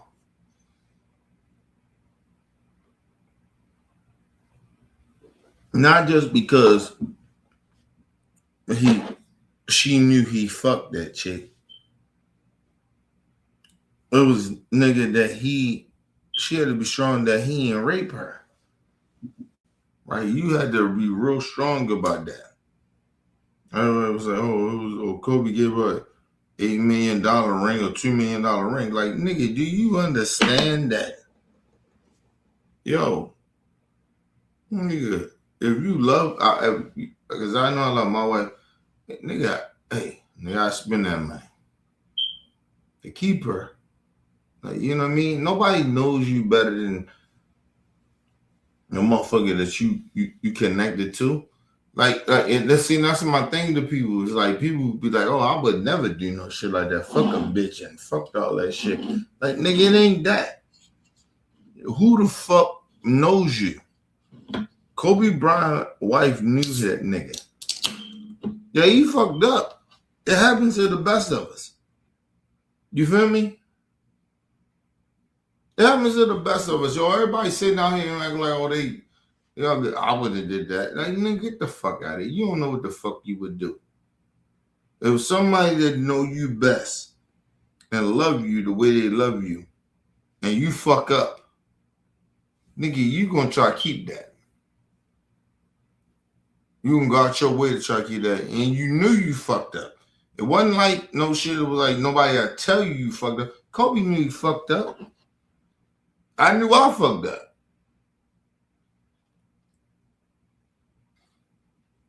You start doing stupid shit you ain't got no business doing, bro.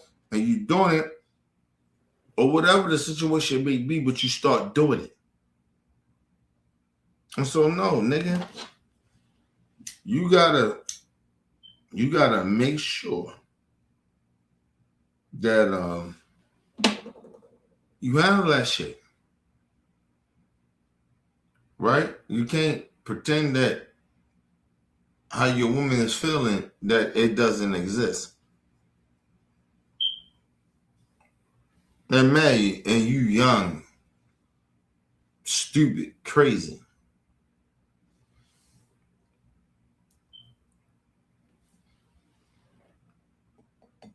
Do you understand sometimes people that even with the Kobe shit, when she found out about what Kobe did, how angry that woman was with him?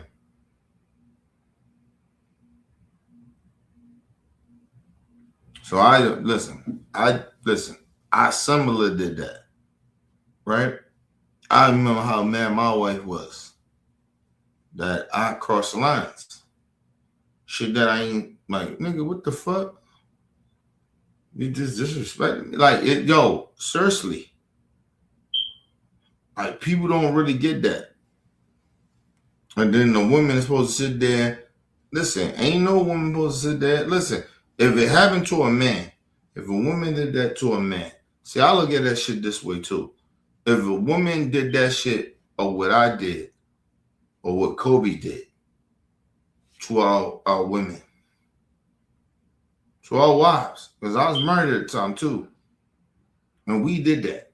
Do you think that woman supposed to stick around? Why do you think that? You broke all the fucking trust and promise to the women that you say you care about. But you broke that promise. You broke everything. And so, like, I always tell people, like, don't, like, a motherfucker like Kobe got lucky. I got lucky. Even my wife, like, I did some fuck shit.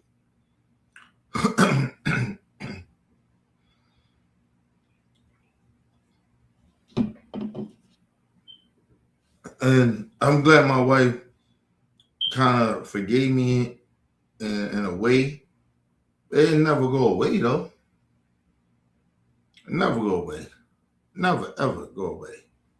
And people sit there and act like that shit supposed to go away. No, it won't never go away. That shit still will feel a certain type of way towards her. But it's my responsibility to make sure my wife know I never do that shit to you ever again. You know what I mean? That's why I always tell people I'm always committed to my wife. Always. Like, nigga, if my wife ain't good with it, I ain't good with it. And then I still do stupid shit here and there. But, you know, but I always tell people, like, nah, bro. Do you understand that sometimes, yo, you fuck your own relationship up because you ain't committed. You think you committed, but you're really not. You don't really give a fuck about being committed. You really don't.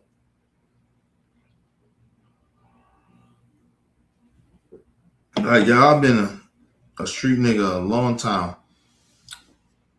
you know, in my lifetime, right? You ever understand that, like, yo, you have these habits that you have that you think that a woman's supposed to fuck with you regardless or whatever. I cheated on every woman that I had. Every woman. Even my wife. Cheating on every woman I was involved with. Always. Because that's what I knew.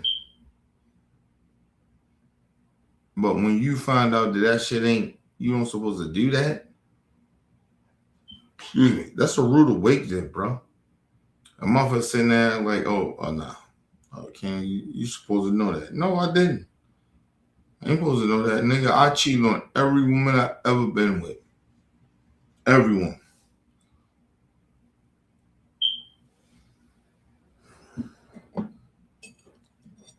Think about it, y'all. How many motherfuckers tell you, how many motherfuckers you know that can say that? That can say, oh, yo, I cheated on every woman I've been with. A lot of dudes won't tell you that. They're trying to keep the persona of, you know what, I'm a good nigga, you know, or whatever. They're trying to play game. But nigga, no. I cheated on every woman I was with. Every woman. Even with my wife. Cheating on every woman. But if you don't recognize that and know that, then you don't change. You just continue to keep doing the same shit. You get what I mean? I cheated on every woman I was with. Every woman.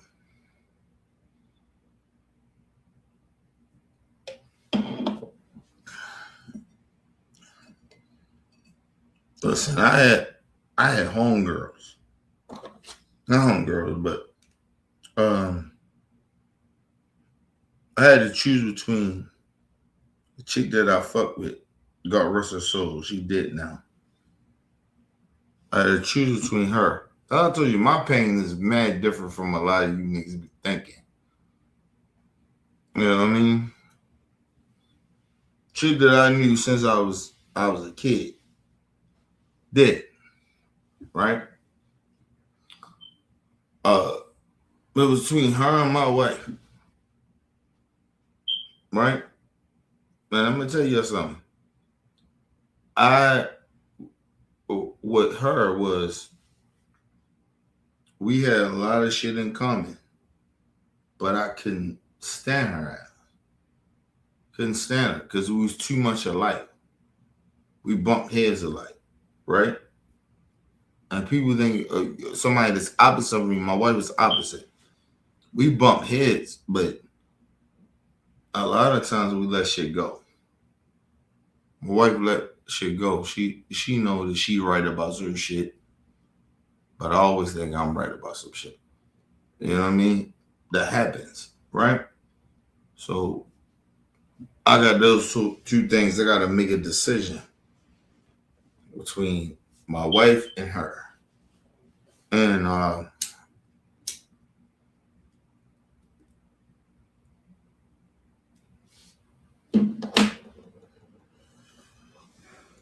I made the decision.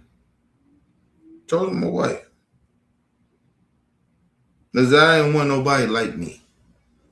I always tell you, I don't like people like me, bro. That shit don't make me That shit don't feel good, like for me. Like having somebody just sitting there agreeing with you all the time, that shit don't feel good.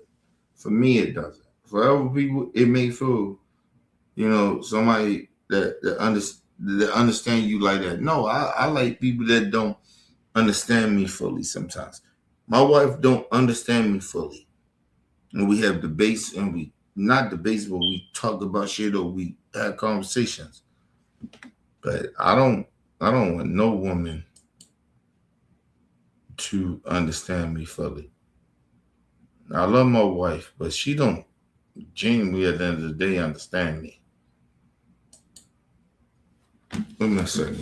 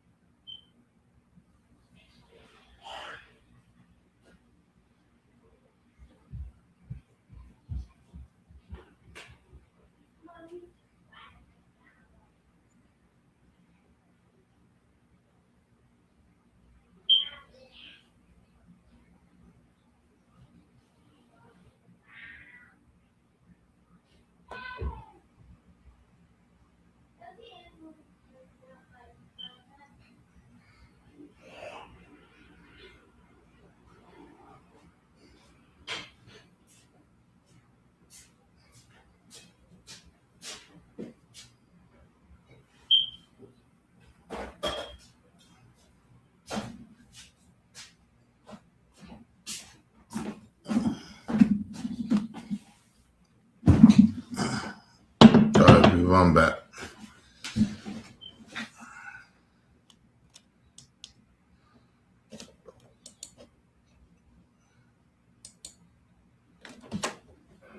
Yeah. Listen, think about that, right? Now imagine somebody that you genuinely love, right? That you can't be 100% true to. Because you raised fucked up. That was me.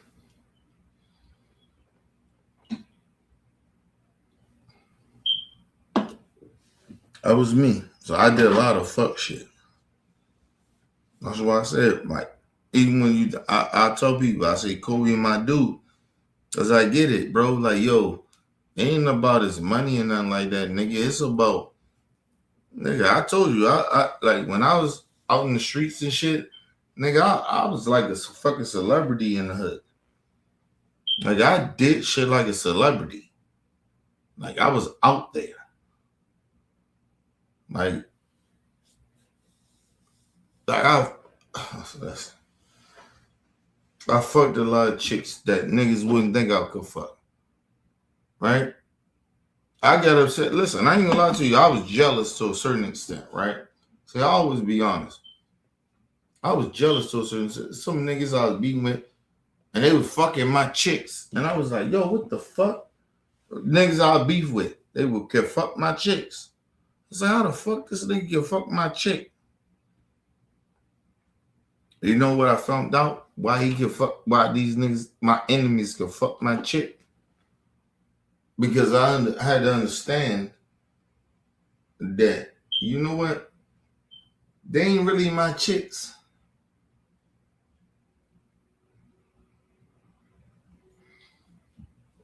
It was fucked up. And that's why I understood. Like, in the crazy shit about it, my man Mikey and shit, I love him.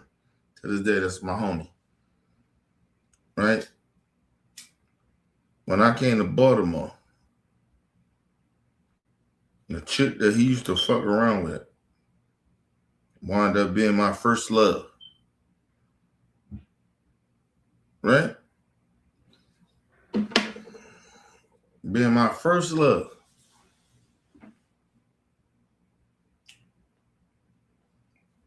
He already fucked.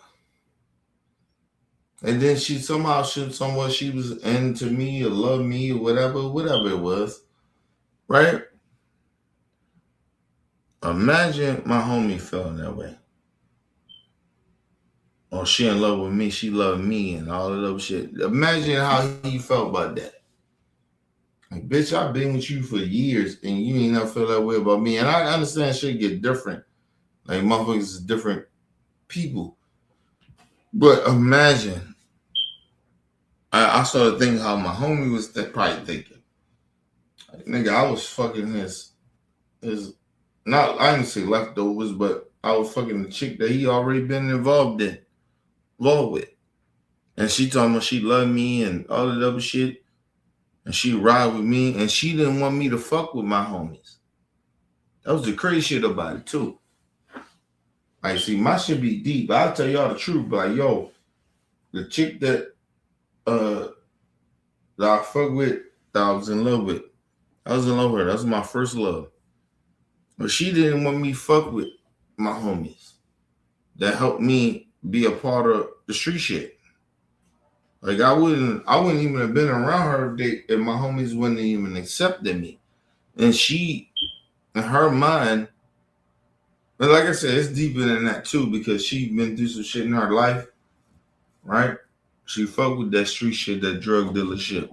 And I wasn't that. When she first met me, I wasn't no street nigga. I wasn't a drug dealer. I just hung around street niggas. And we weren't really street niggas like that. We was hood niggas. Right? We weren't street niggas. We was hood niggas. We just grew up in the street. You know what I mean? We had OGs and shit like that. But when we got in that dope game, she left my ass. She left me. She didn't fuck with me no more.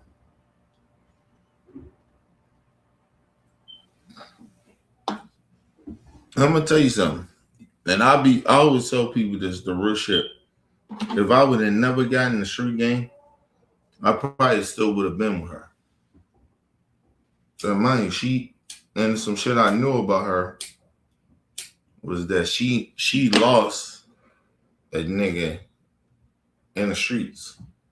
Well, for me, she didn't fuck with me. So she was already like,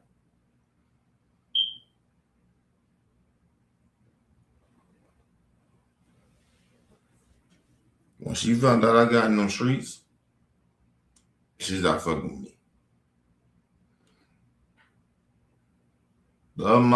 At that time, nigga, I loved her. Loved my life. I had love for her. I still got love for her to this day. My first love. Still got love for her. You know what I mean? Ain't the same as my wife, but I still got love for her. But I can look back at that shit and I can see how she just said, you know what, nigga? Can't fuck with you, nigga. You know what I mean? And she told me, and that was the crazy shit about it. She told me, she was like, nigga, I lost niggas in this shit, in that street shit. And she didn't want me to do that. And I wound up running with my niggas. And we ran like that. And, you know, we started getting that street shit like that. She felt deserved that way. And let me say this too, though. Because she was there when I got shot the first time.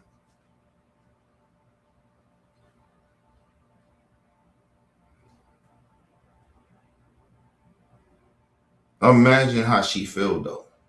So I think about that, brother. I imagine how she feels. She already went through that shit with a nigga before. And then I do that. And then the shit happened to me. I get shot. And I'm almost die. And I got shot in front of her. It wasn't like no shit like, you know, I got shot and then she know about it. No, I got shot in front of her. Almost died in front of her. So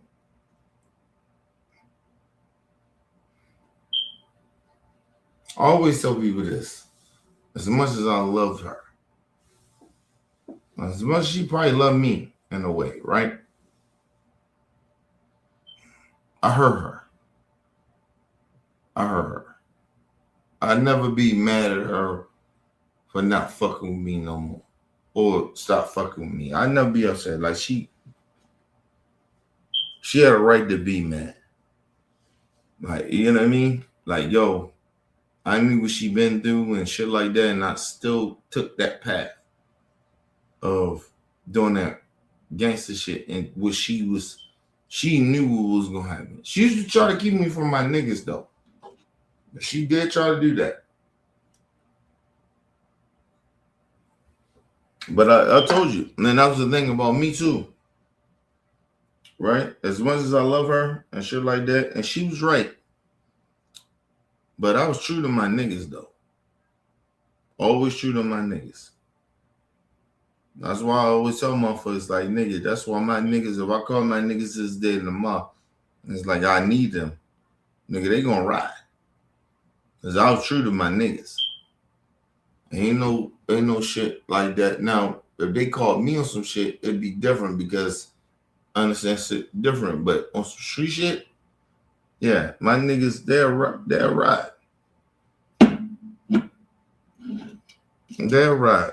And like I said, and the crazy shit about it, I wouldn't even call them to do no shit unless if I won't do it myself.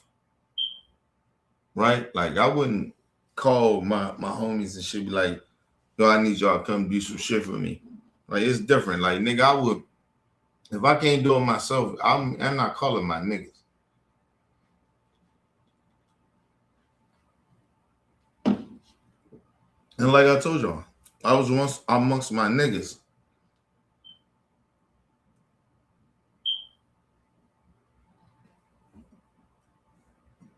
I was amongst my niggas. And them niggas know, man, like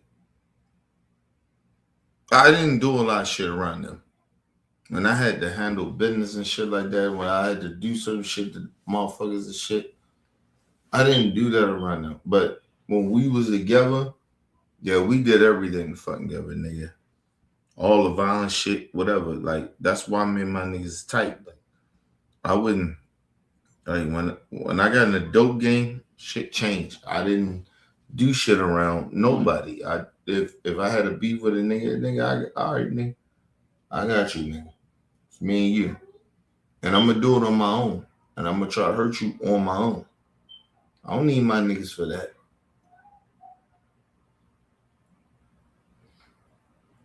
But see, at that time, my niggas was not really a part of what I was doing. Right? My niggas got upset at me because I wouldn't put them a part of it. But I did that shit for a reason, though. I don't get to use my niggas like that. You know what I mean? Like, it was crazy because we had this one incident where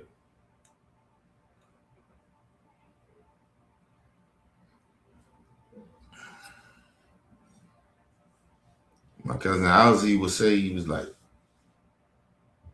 they came around.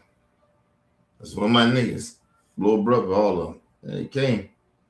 And I would get the beefing with a nigga in the store. I wasn't hanging around my niggas like that, but I had my own shit at this time.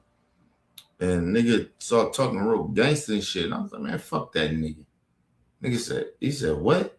I said, nigga, I don't fuck with that nigga like that. And the nigga, he took that shit and he ran. Because he didn't really want that beef. Because we'd have beat the shit out of his ass. He had his man or whatever, nigga. We still would have fucked him up. But a nigga ran, told my man Weedy, which was the head of their clique. Them niggas came back about 30, 40 deep.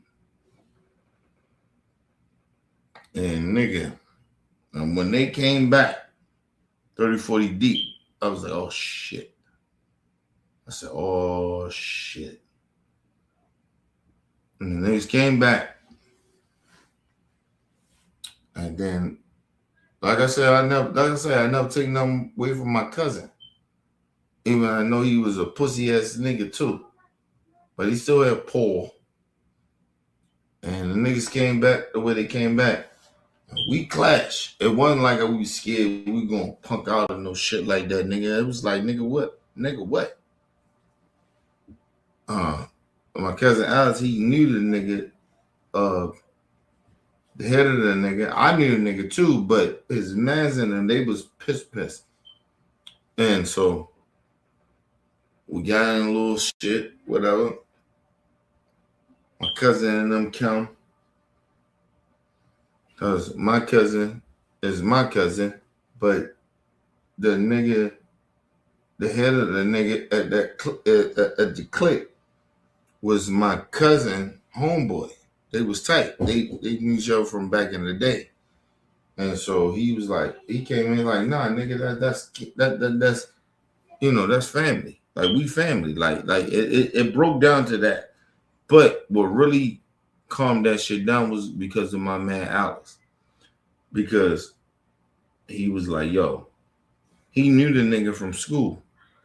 And that's what really calmed down. He was like, nigga, hey, yo, they my peoples, man. He's like, yeah, but these my niggas. It's like, I get that. He's like, yo, but these my motherfucking family. And nigga, that ain't gonna happen. And we was getting ready to go to war. And that's why I was talking about man Alex and shit. I was like, yo, he didn't really understand that shit at that time. I love him, but he didn't really understand, like, yo, bad shit could have happened. The bad shit could have happened with that nigga. It like in that situation, it could have been bad. And I don't think he knew, but I don't think I gave a fuck about knowing. Or the niggas that was around me and everybody. That shit could have went real bad. That nigga, my man, he was cool with me, but it was his clique. And I had a little beef with them niggas, but that shit could have went real left. And people could have got hurt. And you know what I mean? But it didn't. I'm glad it didn't. But shit could have went real left, man. I always tell people that, like, yo, it was shit that in my life that supposed to went left, but it didn't. And I appreciate that it didn't go that left like that.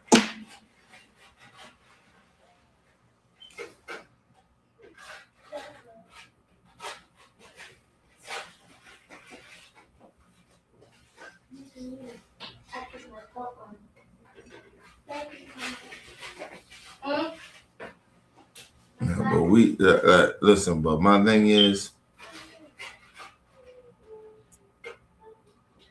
the bad part about a lot of that shit is that you ever have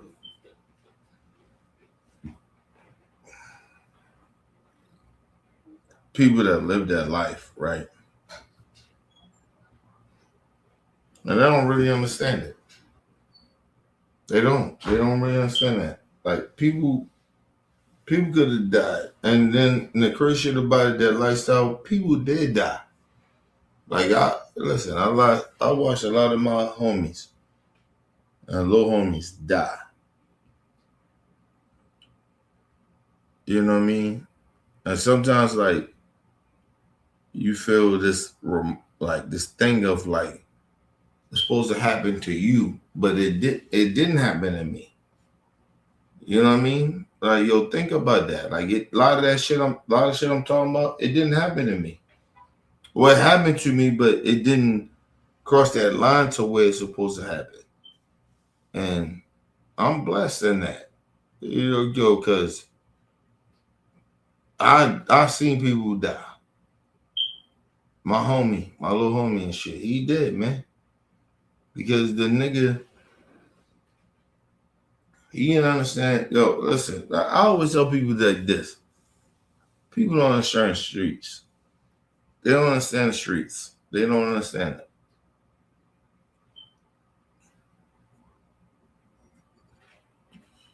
You ever think, listen, I always tell people, you ever think about like all my homies and shit that's dead, right? My young niggas and shit. They dead now. You know why they couldn't get it? It's because some of the fact that nigga, they just wasn't built for it. Right? Like they wasn't built for it. They went at shit and they didn't know the surroundings of what the fuck is going on. They didn't understand it. they died in shit that they ain't supposed to die in.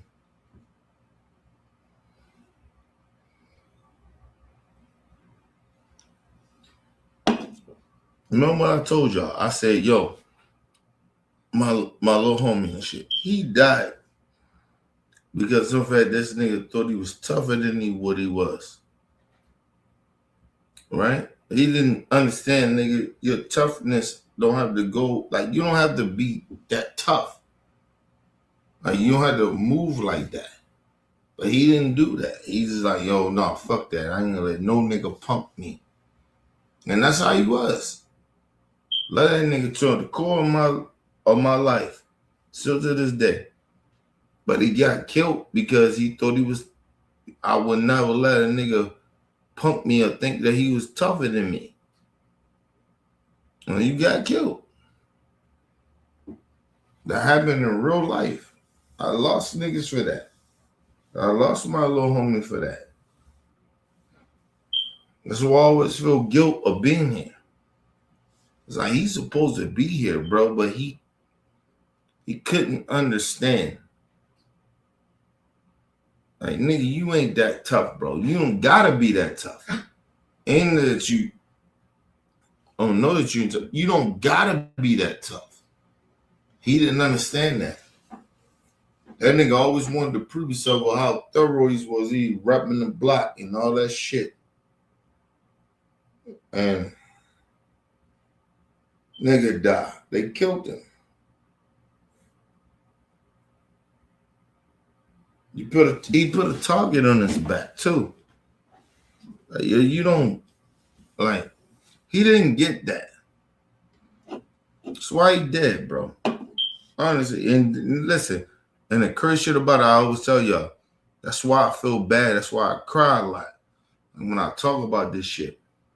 It's because motherfuckers is dead because they didn't understand. And I'm alive because I understand that these niggas didn't understand it. You don't gotta be that tough dude like that, man. And then at those times back in the streets, yo, you play tough like that, nigga, that's a target on your back. That's a target. It's a fucking target on your back. Niggas trying to kill you, bro. They trying to kill you. You want to be that guy. Niggas trying to kill you. I always tell people what broke me was my homie Lil Yoda when he got killed. That nigga died in my arms. My arms. He died in my arms. These are facts. He died in my arms, bro. That shit broke me, man. And I was in the hood making sure nothing happened to this nigga. I told the niggas that was trying to kill him, I said, nigga, if that nigga's in my presence, you ain't gonna touch him. That's how much power I had at that time. That nigga, he got caught slipping and they killed him. That shit broke me. I said, oh, these, man. I said, oh, I ain't as powerful as I think I am. Niggas died, bro.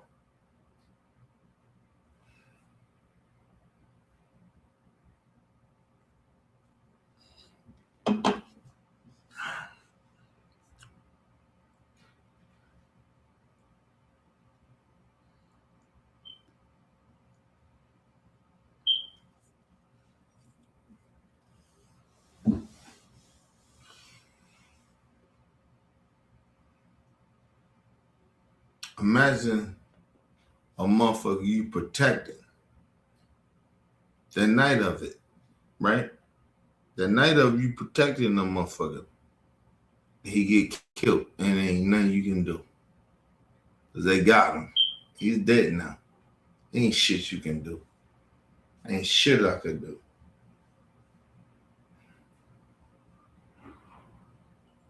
So when my man Lil Gerald died, I almost felt comfortable about it. Because I was like, yo, that nigga, He knew, but did he really know? And nigga like, yo, we just lost our homie, and you still trying to sit out here and pretend that you this gangster nigga. We not gangster niggas like that. Unless you, and he did. Listen, I believe he did. I can't say that. I believe he did. Then, nigga, I die for this shit. So I never take nothing away from him. But that nigga, my man, Lil Jero and shit, my man Yoda died. He died in my arms. That nigga was turned to a straight gangster. And sometimes, yo, and people don't realize this, sometimes when people die, that you know and you love, it turns you.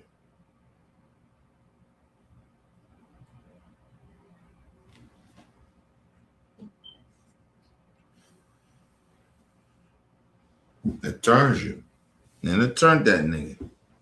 And my man, that nigga went full out for the fucking, for the set. He went full out for the fucking, for us. Like, for us where we come from. East Baltimore. He wasn't even from out East Baltimore. Nigga, he's from West Baltimore. But he went, nigga made music. He did all that shit to represent us. He did that shit. And that shit hurt him.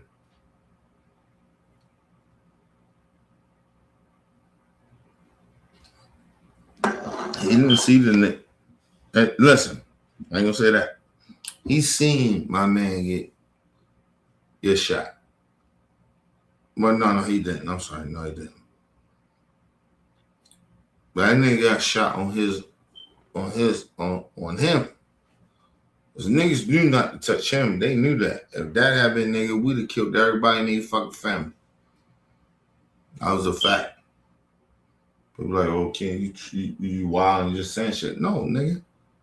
If they'd have touched my motherfucking man, Lil Jero, I'd have killed everybody in their family. That's my family, yo. They killed my man. It's deeper than what y'all think. That nigga did some fuck shit in the hood. I had to protect him. Made sure, like I genuinely tried to protect that nigga. And motherfuckers, yo, they was like, yo, we gonna try to kill it. We gonna kill that nigga. And I was like, yo, well, not on my watch, nigga. And it's like, all right, well, nigga, well, if we catch him slipping, we'll catch any of you niggas slipping, we gonna kill that nigga. I said, all right, nigga. You know? But you ain't gonna kill him when he around me. You do that, I'm gonna kill you niggas. So that's how that went. But they caught him slipping though. And they killed him. You know?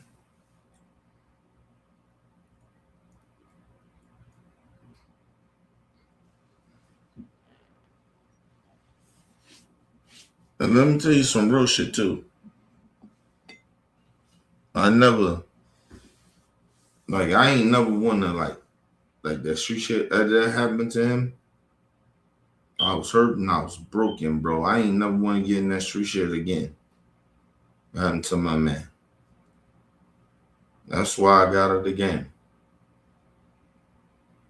I imagine you gotta go to his family and tell him, like, you know what I mean? Not tell him that, yeah, you didn't protect they kid. I sit down with his moms and sisters and shit, like, motherfuckers. I cried, bro. So to this day, I feel away, and then I cry. Like, yo, and he wasn't a street nigga. That's the crazy shit about it. He wasn't a street nigga. He wasn't like me. He wasn't like none of us. That nigga had a motherfucking scholarship for track and field to go and do his thing. But he got caught up. Yeah, street shit. and got killed. So nigga, I always feel a certain type of way about that. But I want people to understand too, like, that's why you don't play around with street shit. Right? My man, and he dead and shit. Love him. I miss that dude. To this day, I miss him, man. Because he supposed to have been better than all of us. Supposed to be better than all of us. And that's what changed my man, Lil Gerald, shit. Right? Like, my wife, cousin and shit. They were very tight when it was kids. But that changed that nigga. When that happened, that nigga wasn't the same after that. He went off after that. He was on some killer shit. And he got really into that shit like that. And I wish I had the knowledge that I have now that I could tell that nigga, like, yo, leave that shit be. But I didn't. I ain't had the knowledge back then to tell that nigga that. And that nigga just went off and did what he did, man. And it's, you lose people, man. My man, 100 grand. I fuck with that nigga. I love that nigga. This is his day, but I fucked up because I wish I would have had enough knowledge to tell that nigga, like, yo, let that shit be, yo. Let it go. It was for me, though, when my man got killed, my little homie got killed, I was like, yo, I'm done. I changed my life out of that. I cried at that nigga funeral like that shit. Mind you been with a whole bunch of real gangster niggas. Young niggas, gangster niggas, they looking for revenge, but I cry. And them niggas, they didn't, they looking at me like, they probably looked at me on a little weak, a little something like that. But I did that shit, man. I was hurt, man. That broke everything in me. My homeboy, my little homie, he broke everything in me, man. Him down like that. Like I said, I always tell people. So to this day, I was supposed to protect him. I didn't do that. He still got killed. So that shit bothers me still to this day. So people be like, oh, what you crying, nigga? You soft. Like, nigga, fuck that, nigga. I supposed to protect him. I supposed to make sure nothing happened to him. I promised that nigga nothing happened to him. Now, under me, and he got caught slipping and got killed. And I killed him. Imagine that. I went to jail. I remember this day. I can never ever miss this day. What happened? I went to jail. Police took me in because I was out there bitch wilding. That's my man. That's my little man. I supposed to take care of him, so that shit hurt real bad. So this day it does. And man, I remember fucking police saying to me, tell everybody tell me what's going on. I said, man, fuck out of here, man. Ain't never been no motherfucking snitch. And like I said, the niggas that did that shit to him, and I still won't to this day. All I say is this, right? I say this, right? Real talk. I'm good. I'm hurt about it because of the fact I miss him. But as far as my payback or what I want, no, nigga, I ain't gonna speak on it.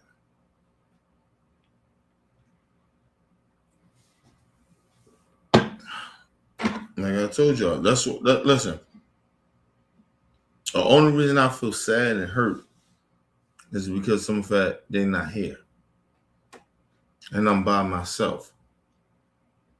But I don't give a fuck about none of that shit y'all think I care about. I did what I did, nigga. Ain't nigga say like, oh, Kenny tripping. No, nigga, I ain't tripping. Motherfuckers know better to like, yo, we did what we supposed to do, nigga. We lost our niggas, man. But the niggas that did it, they ain't here no more. Put it that way. Put it that way.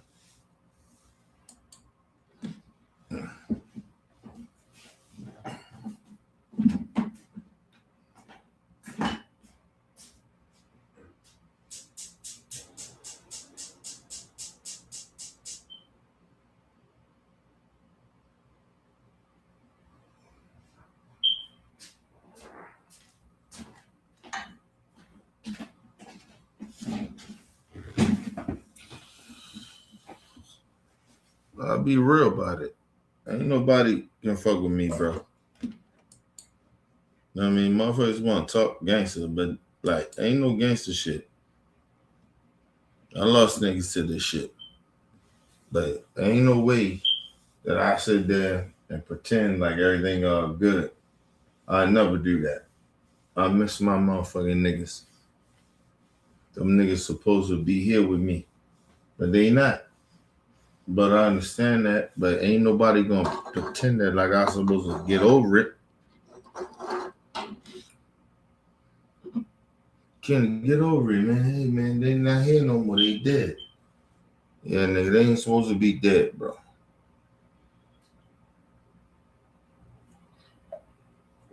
You ever feel, like I told you, you can't feel what I feel. I'm a real street nigga. I'm a real former street nigga. I come from real shit. I watch people die. People died in my arms. People I supposed to protect it, and they still died. So a nigga can't play with me like that. You know, I'm like, oh, you ain't a real nigga, and you talking gangster. Fuck out of here. Ain't nothing talking gangster about no niggas that's gone. My niggas that's gone, they gone. They made their mistakes like that, but they my niggas though. You don't listen, you disrespecting me, it's like disrespecting my niggas. So I have a problem with that. I know the work we put in. I know what I did. I know what they did. My niggas is real gangsters. We wasn't no fake and phony niggas that's now. They're trying to sit there and pretend like they gangsters. You're not gangsters. Even some of you young niggas, you're not gangsters like that. You just killing each other for nothing. Trying to be tough. Ain't nothing about being tough, bro. Motherfuckers die for nothing. You die for stupid shit. Fuck out of here. You can't tell me. Listen, I get it, but at the same time, you niggas die for nothing. You kill each other for nothing.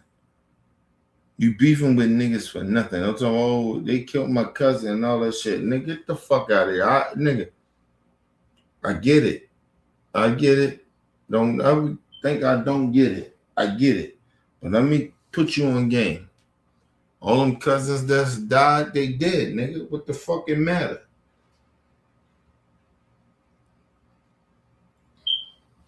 And the only reason you feel the way you feel about your cousin died or whoever, they killed your cousin or whatever, the only reason you feel about that is because you still live that lifestyle. You can't listen, if you're not living that lifestyle, you don't give a fuck about none of that shit. People die, bro. People dying. And niggas trying to sit there and pretend like, oh, nigga killed my cousin. He killed my cousin. Nigga, your cousin dead, nigga. The fuck you doing? What you doing with the rest of your life? And I always tell people, I got homies, I got my little homie, he dead, nigga. Like, yo, that nigga, like, that's shit blood to me. It's not just blood. Like, it's like blood to me. Eat my blood. And that nigga dead. I'm supposed to protect him, and he dead though. But you niggas want to sit out here and pretend like y'all niggas is out here like, you can still killing each other over nonsense shit. Oh, he killed my cousin. So what? Nigga. So what? Get over it. The fuck over it. Nigga, you get over it, man. I don't even blame none of the niggas that killed my man. It's over, bro. What the fuck I'm gonna do about it? He dead. So all you niggas want to sit there and try to fight niggas or go against motherfuckers as they killed your man, so what? I ain't never mad at the niggas that killed my man. So what? Nigga, that come with street shit. And if you a street nigga, you know what that mean. All you goofy ass niggas, if you a street nigga, I get it. But if you ain't a street nigga, stop talking, man. Somebody like you mad about something. Fuck you mad about. That come with street shit. Everything come with street shit. Everything. If you niggas in the streets, it comes with street shit. Fuck you talking about?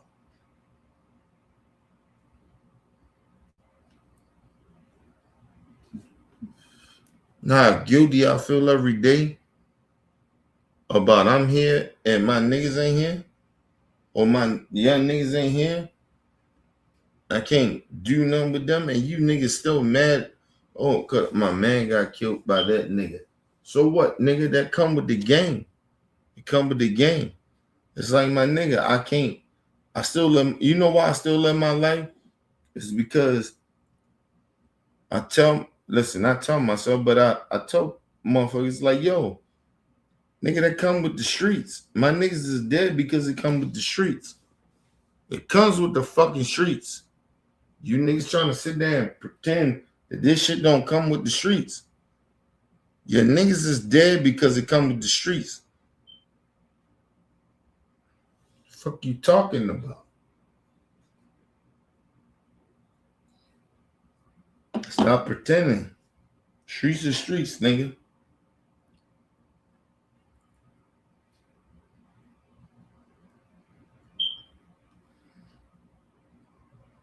You get in that street life, nigga, you can die in this bitch. And just because you made it, don't mean shit.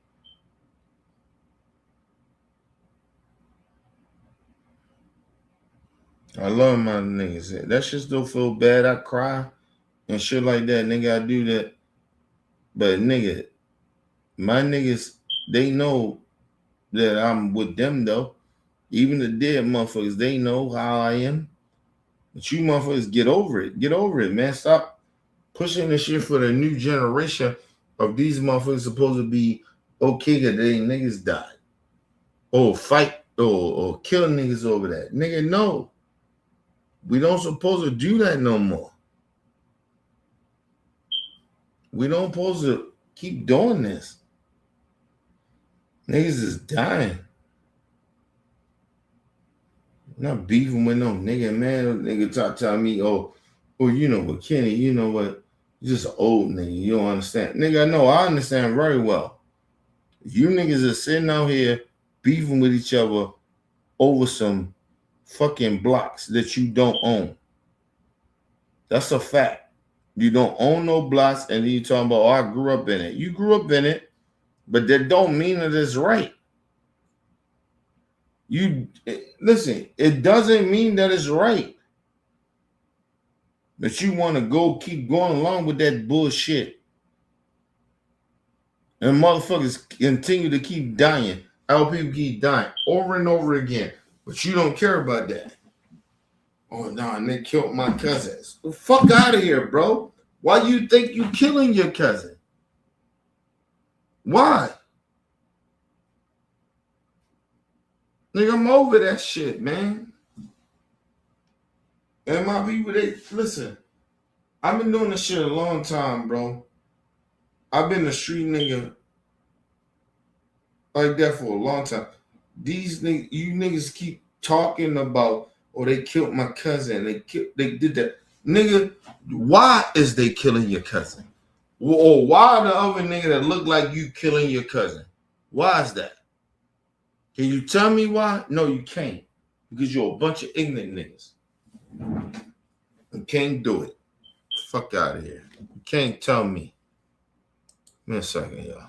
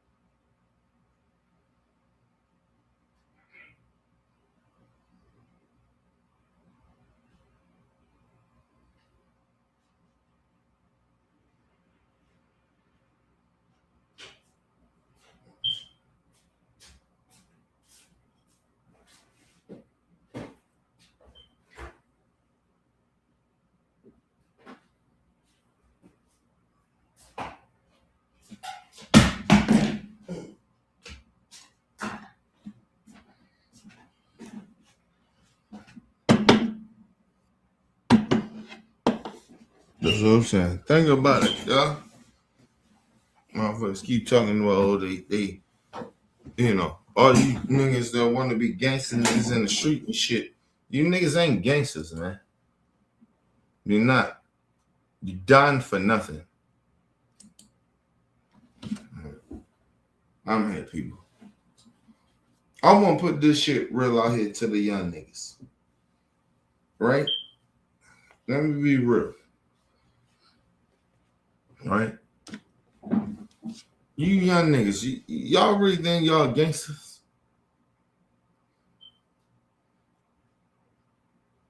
Listen, I get you got some niggas that died that you love and all that shit. The nigga, how you doing them any better? You just trying to get the revenge of their death? It doesn't bring nothing back, nigga. You back because another homie of yours gonna die. So now you gotta do the revenge again. I've been there already. So I know what y'all motherfuckers are on. I've been did it. Fuck you talking about? You just can't continue to keep doing what you do. Nigga die. And you want to hurt another nigga that look like you. I'm like, they've been doing this shit to me for years, Kenny. So what? Be better. Or get your bitch ass out the game. Because all you doing is killing each other. Killing other black people that look like you, man. You not doing nothing better. I mean this shit to the gangsters. I want these niggas to understand something. You ain't doing nothing better for our people. I've been there. So you can't tell me, you can't say, okay, you don't understand. Nigga, I understand very well. I understand very fucking well. You can't tell me shit. Nigga, I tried to kill niggas over and over again because I thought it would make me feel better. And I don't even want to get into details about it, nigga. Tried to kill niggas that killed my mans. Killed the nigga that I'm with. Or I roll with and I fuck with that got killed. Tried to kill him. It didn't feel no better. I put it this way. I did what you a lot of you niggas think you could do and you didn't do, or you're still trying to do. I did it already. And it does not change nothing. It does not.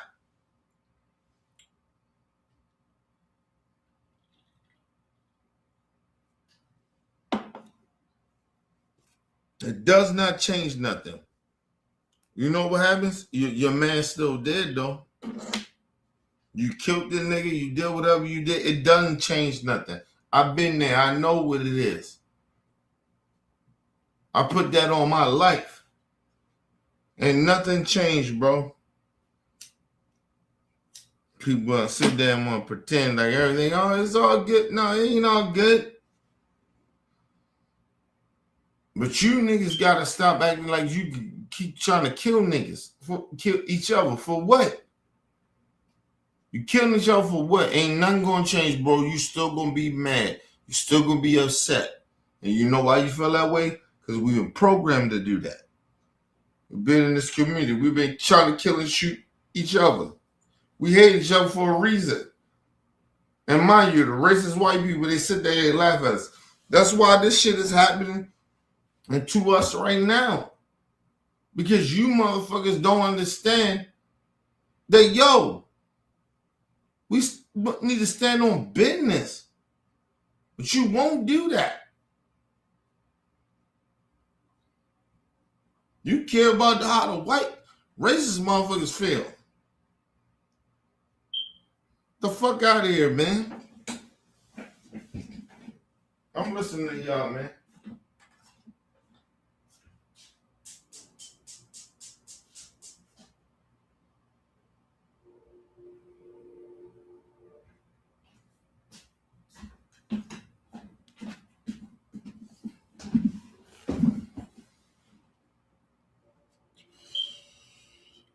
You ever feel so disrespected? Listen, let me just say this to my people. I love y'all from the bottom of my heart. I love my people.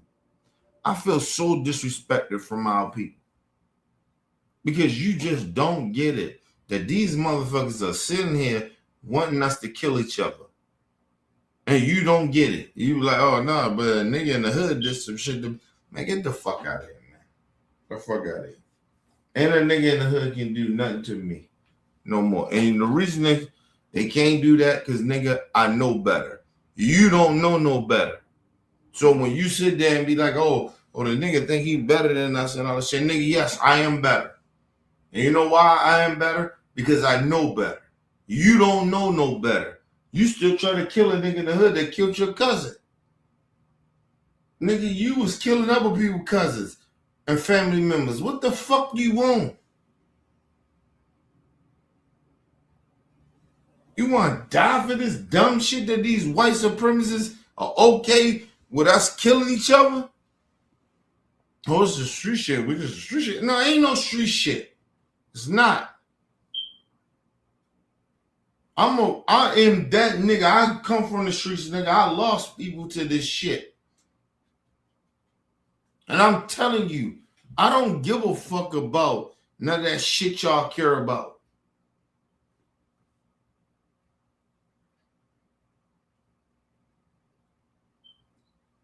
I was like, oh, well, nigga, you ain't doing none of the street shit no more. I get that.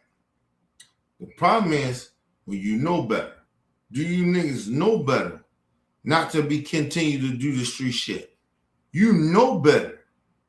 Why the fuck are we trying to kill each other? For what?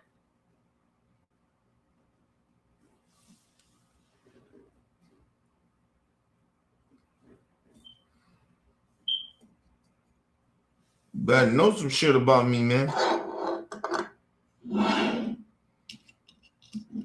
You only want to kill your own people because you don't know no better. So then, nigga, if you don't know no better, you not intelligent enough, how the fuck you gonna talk to a nigga like me? How you gonna talk to me? How you gonna say that I'm tripping? How the fuck you gonna tell me, oh, Kenny out of pocket? How the fuck? When you want to kill you kill your own people because they did some shit. They don't know no better. Nigga, you supposed to be better. You know how much, listen.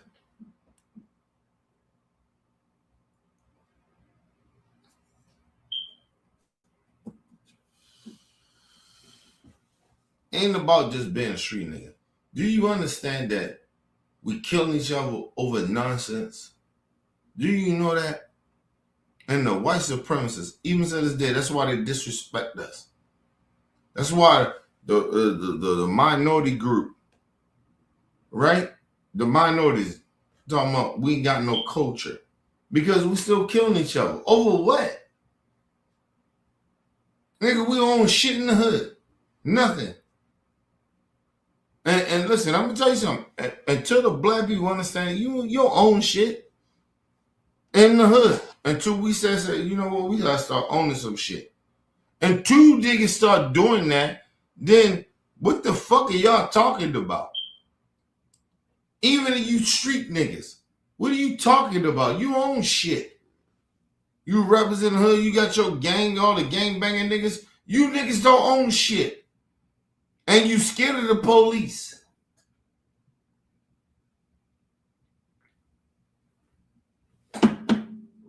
Ask them niggas why I know that. You know why I know you scared?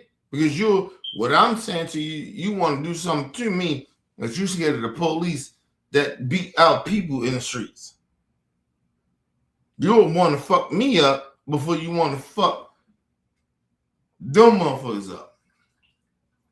The fuck out of here, bro. You niggas ain't our people. The fuck out of here. You can't do shit to me. Listen, let me just say this too. You can't do shit to me. You can't do a motherfucking thing to me. Nigga, I ain't never scared of no nigga. I come from y'all where y'all come from. But I want y'all to explain. I want y'all to understand something. Ain't nothing you can do either. Ain't nothing you can do. And accept that you motherfuckers sitting out here trying to kill each other and trying to punk each other. Trying to punk each other, other black people. For what? For what? What are you trying to punk other black people for? For what? Oh, they killed your cousin. So what, nigga? I've been there. I did it already. So what? You talking to a nigga that already did it. So what you want? So what the fuck you want? You want to die for nothing. Nigga mad at me because I tell him the truth. I know, listen, I can see you goofy niggas. Saying that, getting mad at me. Yo, nigga, you ain't really in the streets no more. You ain't out the streets. Nigga, fuck you. Fuck you talking about, nigga. I've been there. I've been a street nigga. I lost my nigga. I lost niggas to this gangster shit that you niggas keep acting like you gangster about. But you ain't gangster.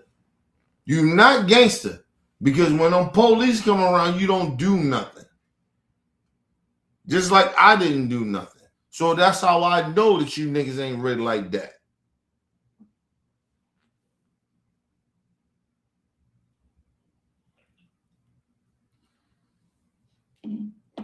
Niggas mad. What you mad about?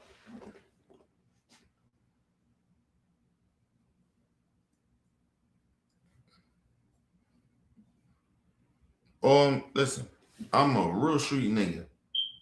Don't ever get that shit twisted. But you niggas ain't really like that. Because I'm gonna tell you why you ain't like that.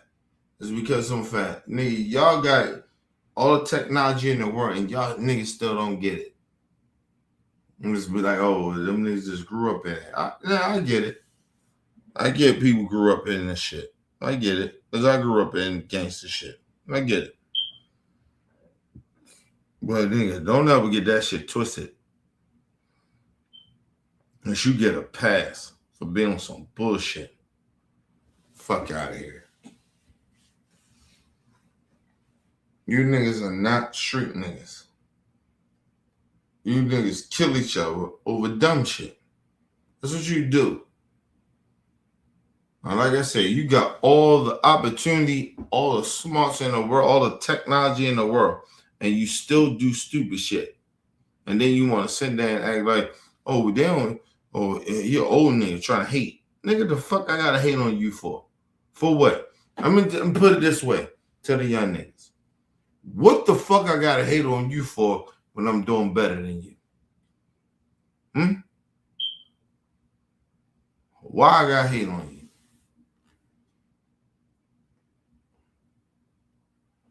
I'm good, nigga. I don't need you. I don't need your shit to make me feel good about myself. What the fuck is niggas on?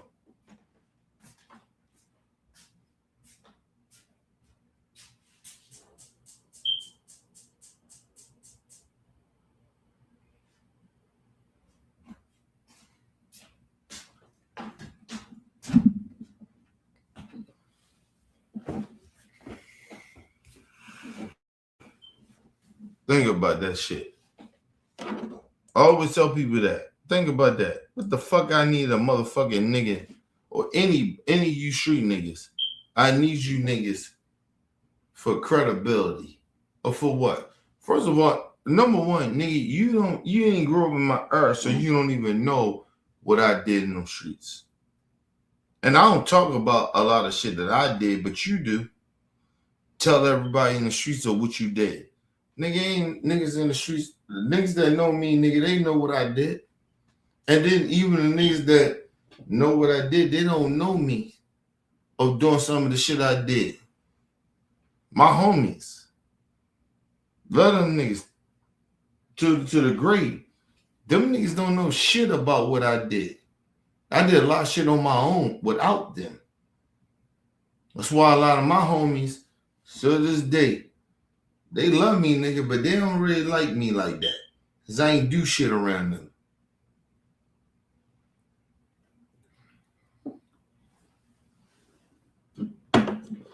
I fuck people up without them knowing. I hurt people. I did a lot of fucking gangster shit without those niggas knowing. I ain't do shit around them niggas like that. And the shit that I did do around them, they know about it.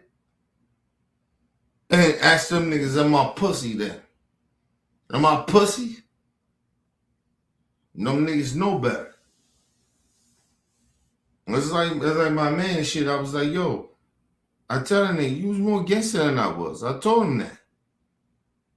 And the reason I told him that is because some fat nigga, you did shit amongst people that let them know what you did.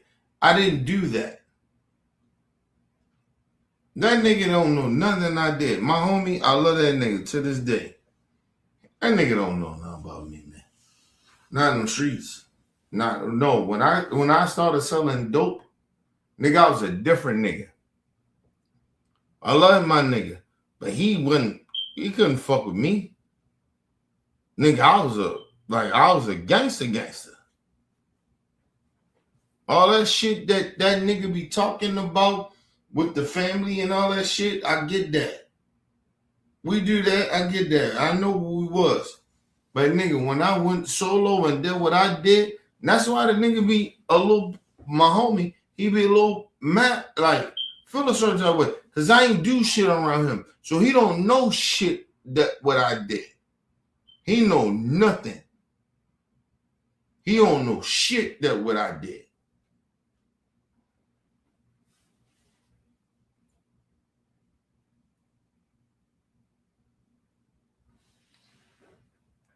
Even outside of that, what I'm talking about, I'm not proud of it. I'm just saying, my peoples, they sitting there like, oh, nigga, you did some shit. Nigga, I did shit outside of them that they don't even understand what I did. My homie, he don't know. I did shit around them, I get it. But nigga, I did shit outside of them. And he don't know. He really don't know. Fuck you talking about?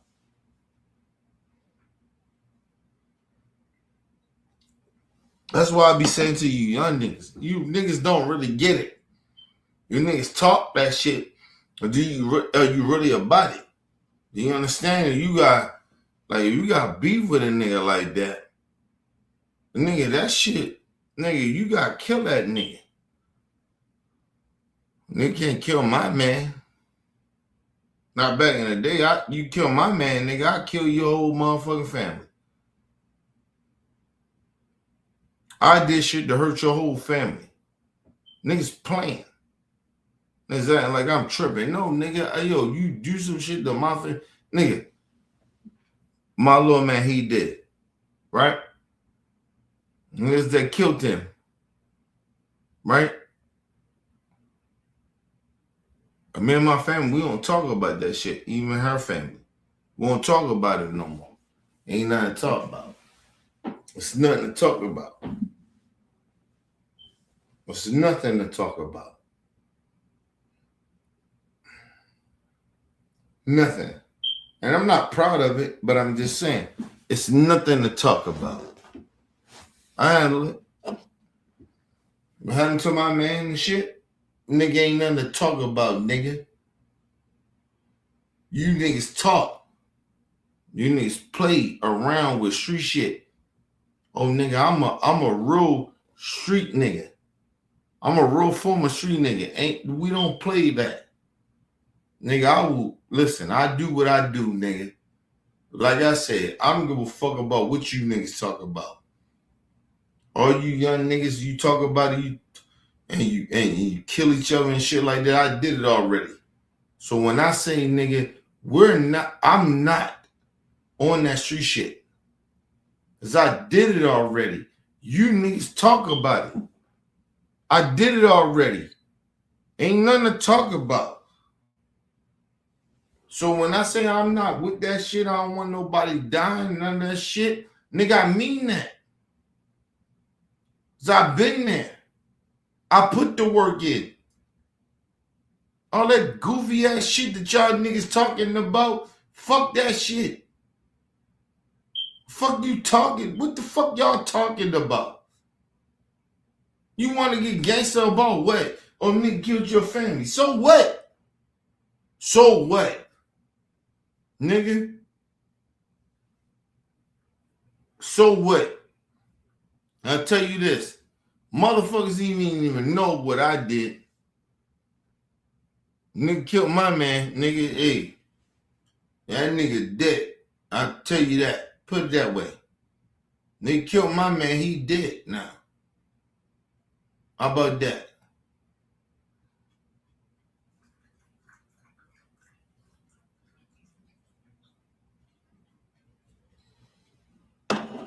Just want to sit there and pretend we all good. We ain't good, bro. Motherfucker sitting there like, yo, my people, nigga, you can't play my people like that. Nigga, I kill people. Nah, I'm just being dead honest about that. Ain't nothing they can do to me. They can come back and do nothing to me. Nigga, I kill people. Nigga, you can't play my people like that. Nigga, I kill you. And that's what happened. You play my people, I kill you. A lot of my people that knew me, nigga, they don't even know nothing about it. Cause I did that shit on my own. Ask any of them niggas. They can't tell you, oh, Kenny, they did some shit. Nigga, I'm good in my life and I'm comfortable with what I did because the niggas I did what I did to, they did. That's a fact for me. Fuck all that shit you talking about. Tell me that you killed the nigga. Niggas killed my man, I killed them. I mean that shit. And mom was like, can you put too much out there? Nah, nigga. You can't play me like that. Ask these motherfucking niggas, they one think they tough. Ain't nobody going to jail, nigga. I ask you, are you tough? Ain't shit that the fucking government can do to me. The nigga that killed my man, he did. I tell you that now. I stand on that shit. I stand on it. Fuck you talking about? Nigga dead. Nigga can't play me like that. You killed my man, I kill you. That's how that goes. So ask these niggas how gangster they are. All these young niggas, how gangster you are. Nigga kill your man, how you gonna do? What you gonna do? What the fuck you gonna do? You can't do shit. Cause you ain't gonna do shit. The fuck out of here. All these goofy ass niggas playing around like they gangster like that. You not gangster. All you young niggas, you not gangster. Unless a nigga kill your man, you kill them niggas. I listen, nigga killed my man, he ain't here no more. I'll tell you that shit. It ain't nothing the FBI and nobody can prove. But that nigga dead. I'll tell you that shit. Ask him. Oh no, you can't ask him. Because I don't want you to ask him. But I guarantee you the nigga dead. Fuck you talking about? All that gangster, all that fake gangster shit. You can't talk that fake gangster shit to me. Nigga, my man is dead. I asked them niggas and then kill my man. He dead. I put that on my life, he dead. On my life, he dead. So what the fuck? What the fuck are we talking about? Nigga talking about some gangster shit. Nigga, niggas ain't gangster at all. And nigga ain't let that be our come. Let them come. They can't do shit to me. But that nigga dead though. Fuck you talking about? Nigga, I mean that. That nigga can't do nothing. Motherfuckers can't do nothing to me. That nigga ain't living. I tell you that. They killed my man. He ain't living no more. That's on my life. He ain't living. On my life, he ain't living. On my life, he ain't living. You killed my man, you ain't here. So all you motherfuckers want to talk about, oh, Kenny trying to fake gangster, nigga. Listen, nigga killed my man, he ain't living. I tell you that shit. I'll tell you that. Oh, you bitch ass things you want to talk about, oh, you gonna be gangster or whatever. Nigga, I put it out there. I said it. And I'm good. Ain't nothing gonna happen to me. No law gonna come. But I tell you this, nigga, that nigga dead. He dead. I put that on my life. He dead. Nigga killed my man, he dead. I ain't say I did it or not, but he dead though. That's a fact. His ass is dead. The fuck you talking about? Fuck any of y'all talking about. What the fuck y'all on? Now I come from real street shit. You niggas come from some shit that in this new generation where y'all niggas can tell people what you did. Nigga, I come from it. I did it. I come from it. Tell me what y'all come from. See, that's the difference. You niggas want to talk about how you get down, how you kill niggas, and how you do shit. Well, tell me how you did it. Ain't nothing they can do to me. Nothing. Nothing. Ain't none of them niggas can do to me. Not the law can do shit to me. Ask the law, what you can do to me? Nothing. I'm against that nigga. So when I tell you that I did what I did, ain't nothing but the law, ain't nothing the law can do to me. Tell me how the law can do something to me. Fuck y'all talking about, man. You niggas live in this lifestyle that what y'all scared of the fucking law. I ain't never scared of it. Even now, y'all scared of it. You scared of the law. I ain't never scared of it. If you about what you're about and you stand on business with it, the fuck you scared of? I ain't never scared, nigga. I asked y'all the fucking question. Tell me what it is. Everybody want to talk about, oh, Kenny ain't gangster. He ain't that. Well, tell me how gangster you are. I'm standing on business with it. What you gangster about? What y'all gangster about? Tell me. I'm listening. You motherfuckers can't tell me how y'all gangster. You ain't gangster. You ain't never been gangster.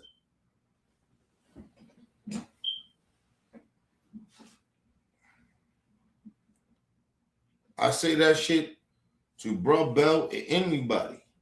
Ain't no niggas gangster like that. You can't be gangster like that if you ain't living life. Tell me I can't say what I say, nigga. I say what I say, nigga. Let the feds come. Let them come. How they can fuck with me? Huh? Nigga, I'm who the fuck I am. Nigga, I've been knowing this shit before you was even born. So all you young niggas, even Bro Bell, all them niggas. Nigga, who the fuck you talking to? You talking to a real gangster nigga. I've been there. I've been around real gangsters. I've been around serial killers. What the fuck are you talking about? Are y'all really like that? No, y'all ain't really like that, nigga. Y'all not right like that. And but try to sit there and try to act like, oh, I'm tripping. No, fuck that. You niggas ain't even like that.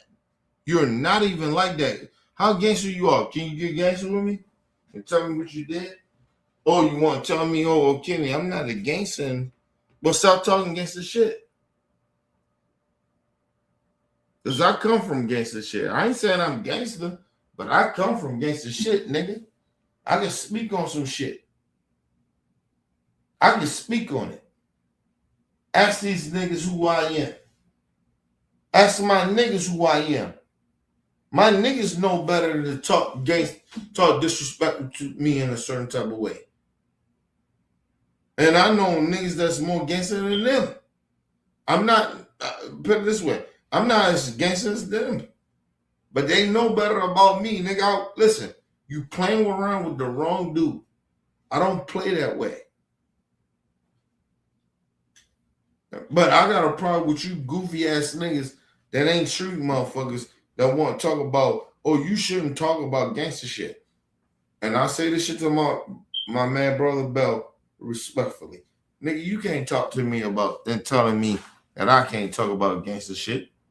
Because you ain't a gangster. And you never was. But I could any way I want to. Nigga, I can move however the way I want to. And I can say whatever the fuck I want to on that gangster shit. Because you ain't never been a gangster. There's a facts. You can sit there and pretend, oh, Ken, that's wrong what you saying. You know, you trying to give me no, nigga, fuck you, nigga. You ain't no gangster. You never was.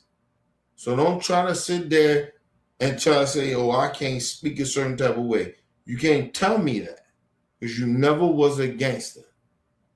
I stand on business with that. Ask these niggas. Ask anybody. Ask my niggas. You ask my niggas. You ain't talking about niggas and say, oh, Kenny, he changed and all that shit. Oh, well, Kenny, he can still speak on it, though, because he was that nigga. You don't know nothing about that. Ask that bitch nigga. Ask any of them niggas.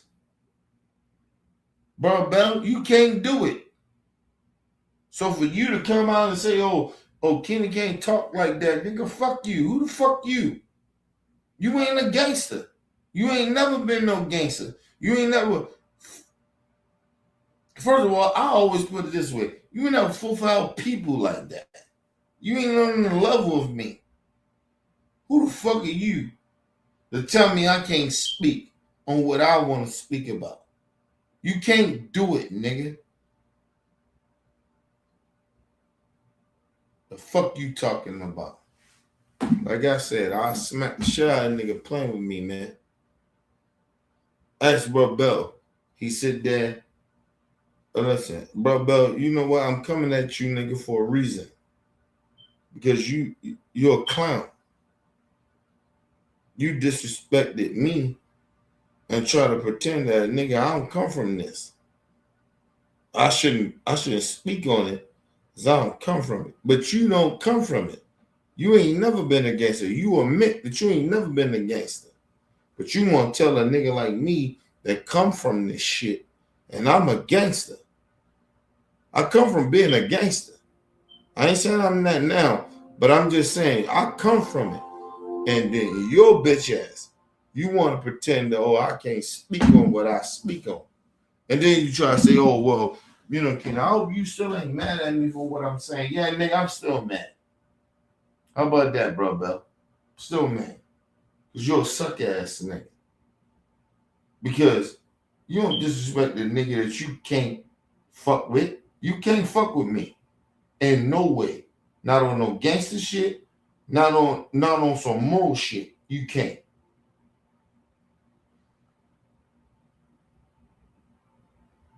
Who the fuck is this nigga? I mean that shit. Who the fuck is these niggas? Who the fuck is that? Who the fuck is Bro Bell? Who? Who is it? Nigga ain't talk to me. Ask these niggas.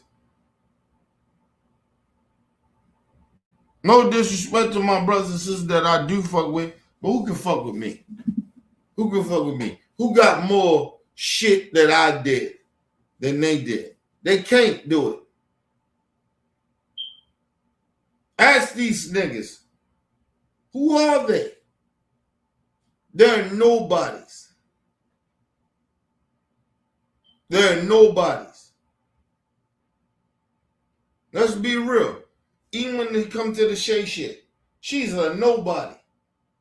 Nobody know who the fuck Shay is. I made everybody who the fuck they was. Listen, people might try to say, "Oh, Ken, you been arrogant." No, I'm not. Who the fuck is Shay? She's nobody. I made Shay who she is. I made all them motherfuckers.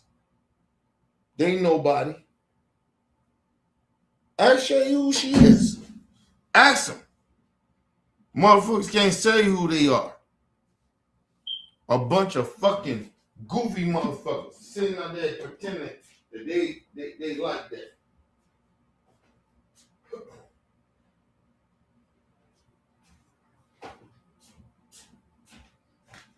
I wasn't even trying to be rude and mad, but I'm pissed at this point. Who the fuck is these motherfuckers? Who the fuck is they? Who the fuck is they? I'm OBF. I created this shit. She said that. She said that. So acting like, oh, you know, you ain't got no respect for the God. When the God show love to you, I'm the God. See, I'm sick of this shit. I got to be a little arrogant. A little bit. Right? Ask them what they do. Ask them. Ask anybody. Even Bro Bell, to a certain extent, he get out of pocket and say, oh, Kenny, I hope you still ain't mad at me for saying what I said. Nigga, listen, ain't about me being mad at you. I know you ain't on my level to be speaking to me, to be talking to me in a certain type of fucking manner that you do. I've been doing this shit for a long motherfucking time, nigga. That's why I ain't mad at you. All these motherfuckers that sit there and pretend that like I don't know what the fuck I'm doing. I've been doing this shit for a long fucking time. Brother Bell, he's I hope you still ain't mad at me. Nigga, the fuck I'm mad at you about? What I'm mad at you about? Or any of you motherfuckers. What I'm mad at you, any of you motherfuckers about when I created this shit. I created this. You didn't do shit. I give you love and show y'all love and support because I do that. You ain't do shit. Shay ain't do a motherfucking thing. Think about it. Shay left, right? She left. Everybody know that. She left. Shay out of fucking pocket when it comes to OBI. Ask yourselves. All right. Who stopped fucking with me because of Shay? Who stopped doing it? Nah, put that out on that. I want everybody to know that. Who stopped fucking with me because of Shay? I'm standing on business with that.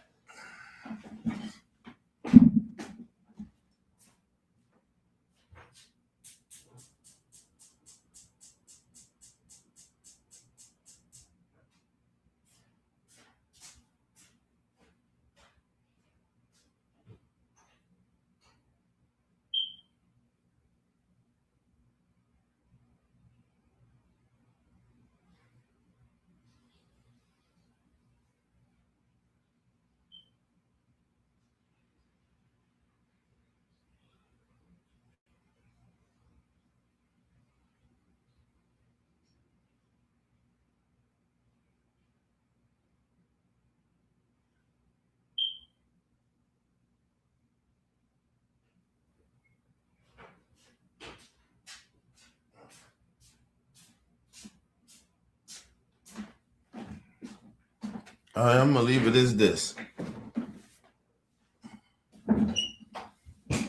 Cause there ain't no love. Right? People ain't gonna tell the truth. Right? I'll put it this way. Who the fuck? What I did in OBF. I did that shit.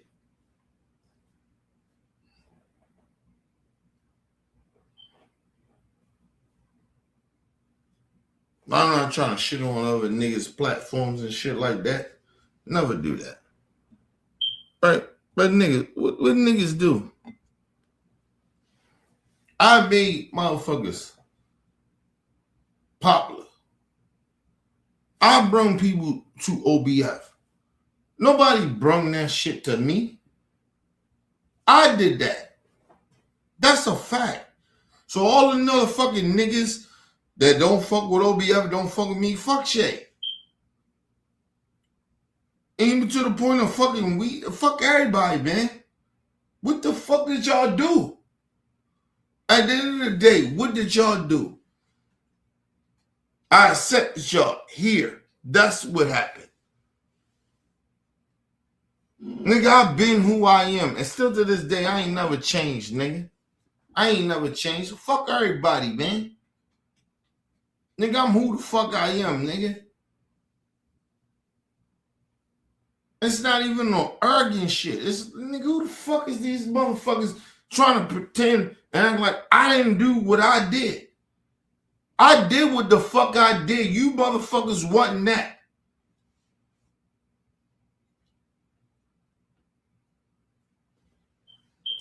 A lot of you motherfuckers only fucking with OBF is because of the fact that, nigga, you had the time to do it when we was in the pandemic.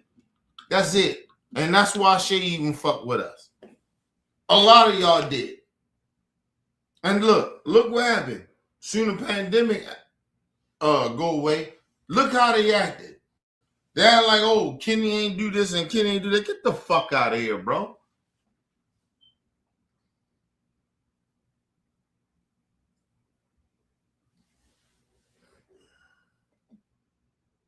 Think about that shit.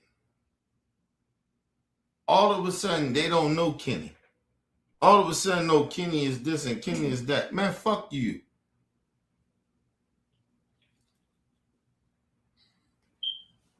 Nigga, when the pandemic happened, nigga, I brung all them niggas in. They wasn't shit. Their life was all fucked up and everything. I'm not trying to disrespect everybody, but the motherfuckers know who I'm talking about. They wasn't shit, bro. Even Shay, she wasn't shit. All of them, I'm sick of that shit. I'm sick of, I gotta, like, show some love or show some appreciation. For what? You motherfuckers wasn't shit. Shay wasn't shit. I was who the fuck I was, nigga, before all this shit. And that's, listen, and if you think about it, you want to be real about it, think about it. After all the motherfuckers that say they don't fuck with OBF no more, they don't fuck with me, and all that shit, shade everybody, right?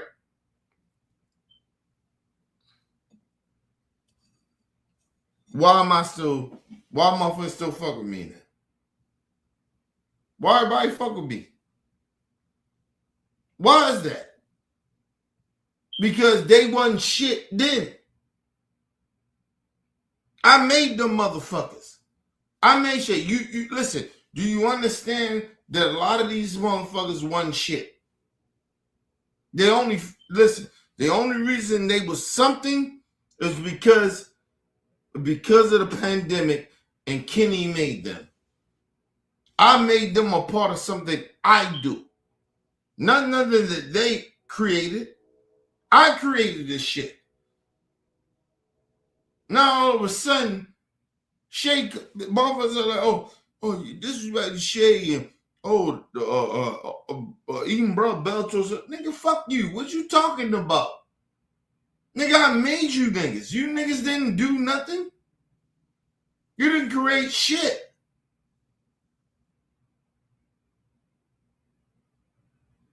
You didn't create a motherfucking thing. In the pandemic, these motherfuckers wasn't shit.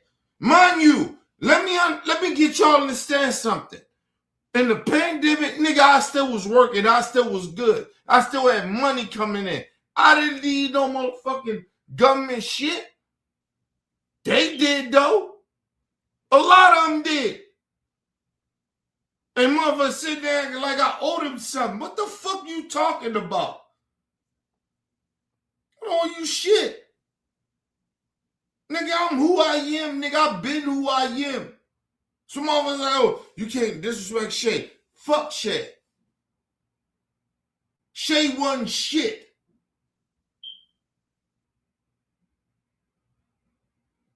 I ain't gonna say that. I'll take that back. She was somebody. But I'm telling you, she wasn't OBF. I did this. I created this motherfucking shit. None of these motherfuckers created shit. They was a part of it. I allowed them to come in. I made mistakes about even allowing people to come in.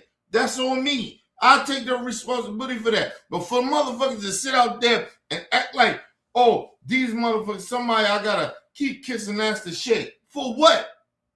Shay didn't do shit. I brought her in this shit. Ask Shay this then. Since that's the thing, ask Shay, what she do for OBF? What she do? You can't, hey, let me ask you a question. Let me ask you a question. You know why you can't ask Shay that? Because Shay won't say nothing. Because you know why? Because Shay's still mad at me. I don't owe Shay shit. Shay can be mad at me all the fuck she want to be. But she didn't create OBF. She didn't create shit.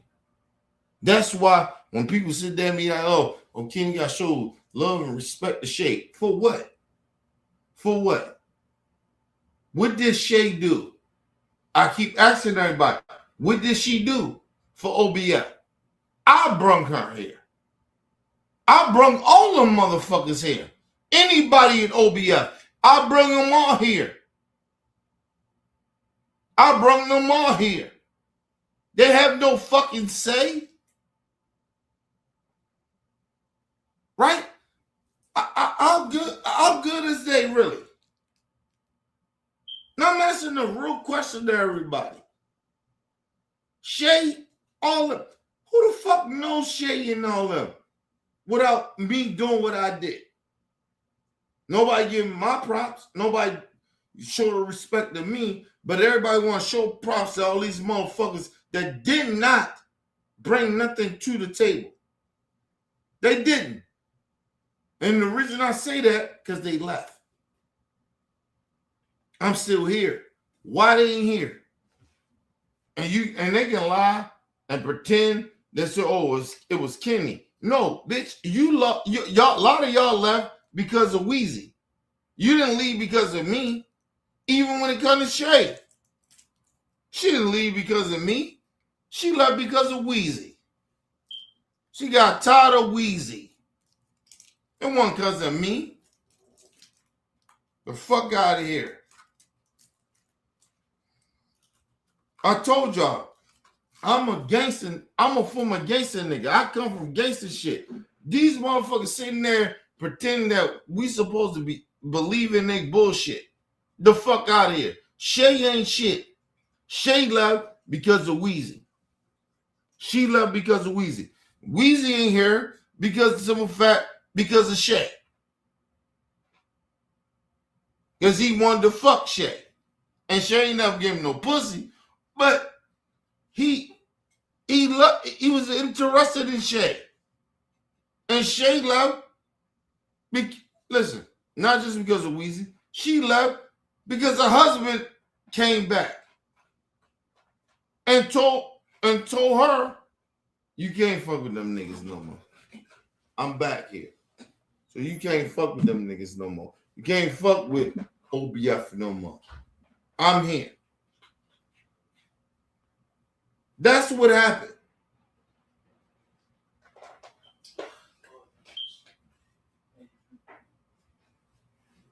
So that's what happened, people.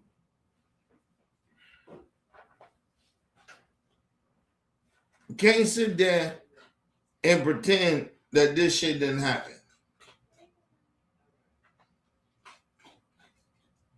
I know people upset. People like, oh, Kenny, you tripping, you shouldn't be going off. No, the shit happened the way I said it happened. Shay is not here, or any of these niggas that's supposed to be part of OBF, and I could break all of them niggas down, or why they not here. Ask me the question. I'll tell you, I can break them down because they don't supposed to be here. They always on some bullshit. Shay wasn't here because she was genuinely supposed to be here. Shay was only fucking here because of the simple fact of that it was as far as like she was trying to dang, going, huh? Oh, hold on. Give me a second, y'all. Give me 1 second.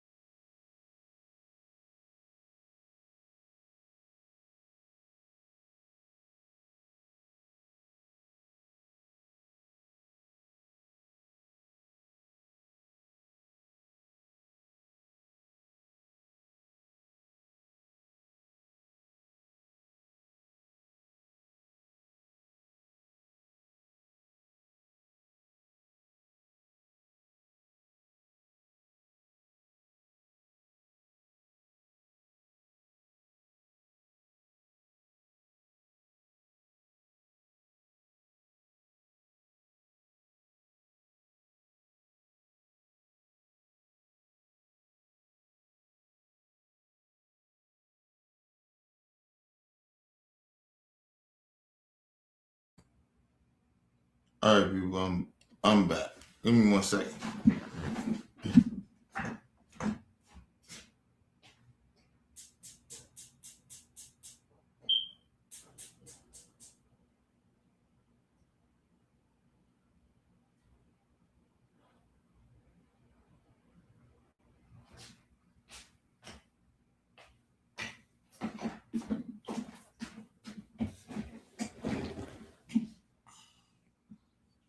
Hold on, people. Give me a second. Call my wife real quick. She out on that bullshit. She be on some bullshit too.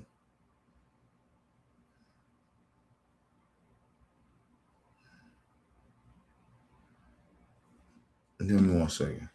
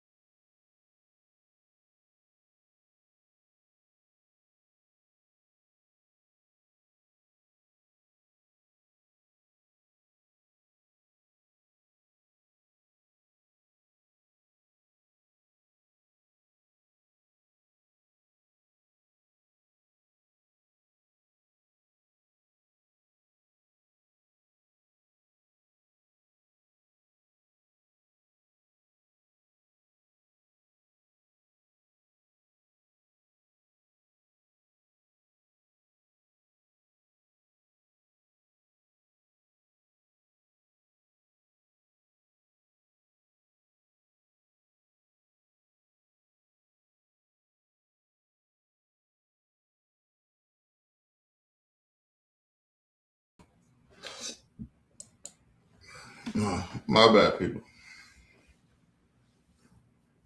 Yeah, but don't ever get that shit twisted, though.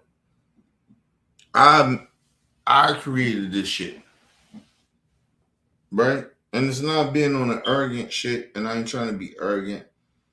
But sometimes, yo, you gotta like let motherfuckers know, like, I did this shit. Shay didn't create shit. Shay only started fucking with OBF, and a lot of them niggas only fuck with our shit, well, fuck with my shit, was because of the fact of the pandemic, and they did. Other than that, that's why you see a lot of them leave. Because once the pandemic left, they all of a sudden went away.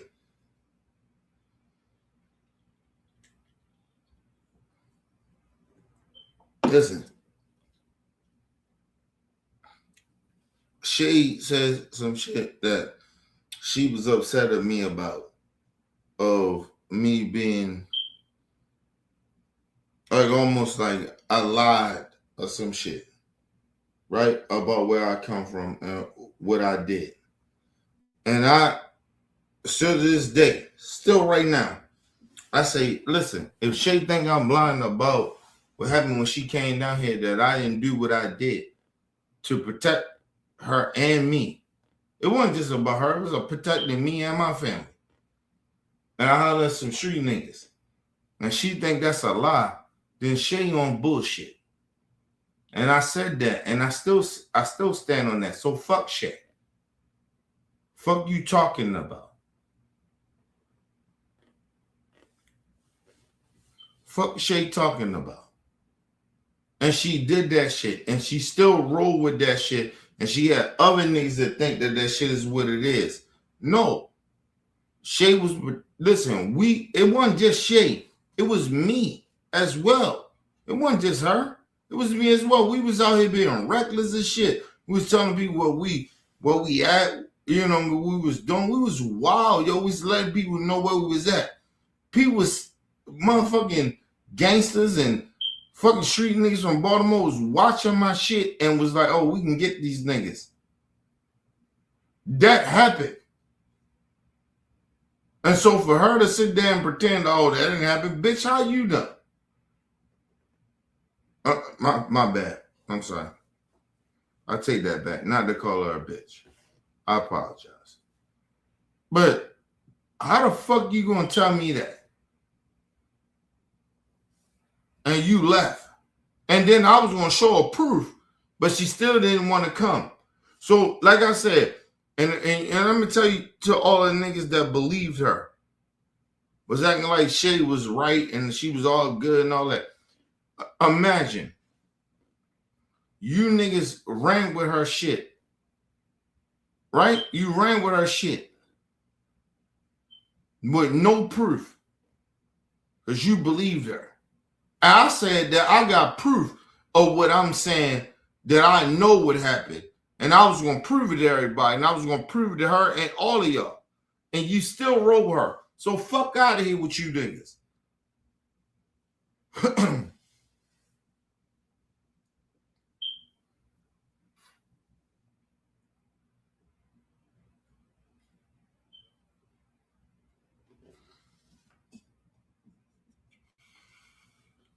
If you ain't my nigga, you don't fuck with me now. Man, fuck you, man. And like I said, and it's the same thing with Shay. Fuck Shay. I stand on that shit. I thought about that shit. I thought about this shit long and hard. Fuck that. Fuck her, man. No disrespect. I'm gonna call her name disrespect, but fuck her. Fuck Shay. Shay is a liar. I tried to prove to her about this shit, and she still didn't want to do it. So y'all motherfuckers sitting there and like, oh, you just disrespecting Shay. No, fuck out of here. I try to prove that shit to Shay what I was saying.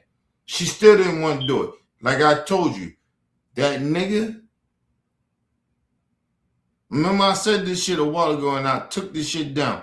But I stand on it now. Her husband, I ain't gonna get too much detail, but that nigga, she wasn't fucking with that nigga. Put it that way. She wasn't fucking with him like that. when shit happened. Right? And then when shit went back to normal, Shay changed. That's a fact. She switched up. That's a fact.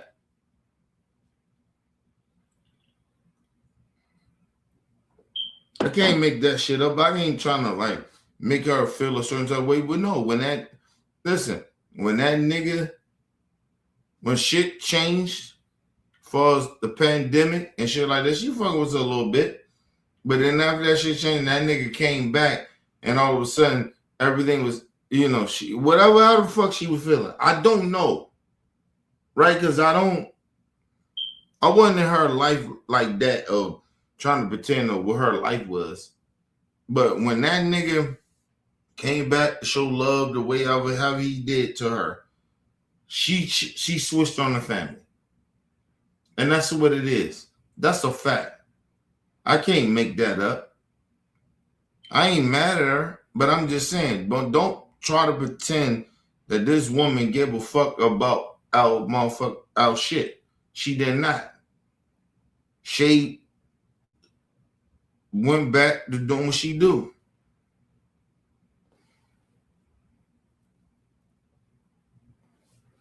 Instead of you niggas trying to question how real I am, question how real Shay was. Was Shay really real to OBF? Because soon that nigga came back to being who he was. Or whatever the situation was. She switched on me. She switched on the family. She switched on us. And I don't know why y'all don't understand that. Oh, when it come to the nigga, so I can break all that shit down too. When it come to the nigga, what's his name? What the fuck is his name?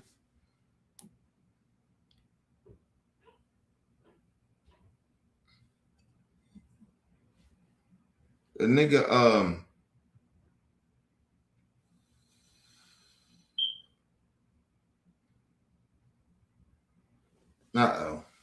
oh shit. See, I don't even remember them niggas' names like that because they irrelevant to me. Let's put it this way. When they're talking about Weezy, let me be real about this. And this is no disrespect to my brother Weezy. Right? Weezy ain't that important like that. Right? Weezy gonna do what Weezy do. That's what he gonna do. It ain't shit that I can say like, oh well, Weezy is this. No, Weezy gonna do what Weezy do. This just is what it is.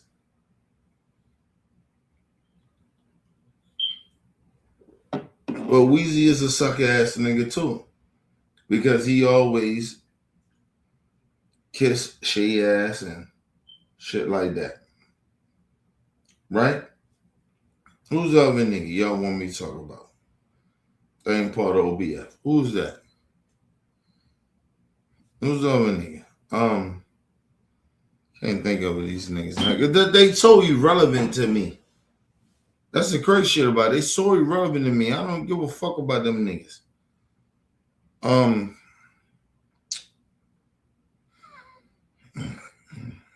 Hopefully it come to me.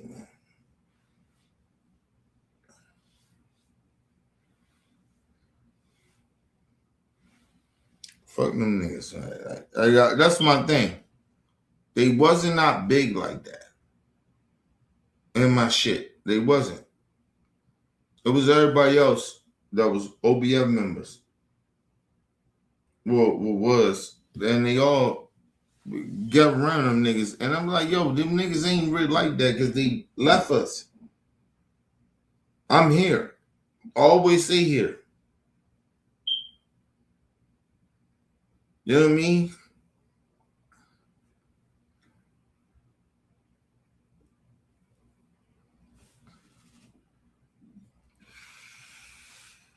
And I'm gonna get in that shit about Bro Bell. and shit like that. Everybody want me to talk about that. I'll get into it. I will. But like I said, I don't know these niggas. I ain't say I don't know these niggas. It's just like these niggas are not that relevant like that because they don't give a fuck about OBF. And they never did. They never did care about us. They never cared about the fucking channel. Who's these niggas? Real talk. The nigga I'm talking about, who is he? Rick Jr. Okay, that's who come to him. Rick Jr. People ask me about that. Man, fuck that nigga.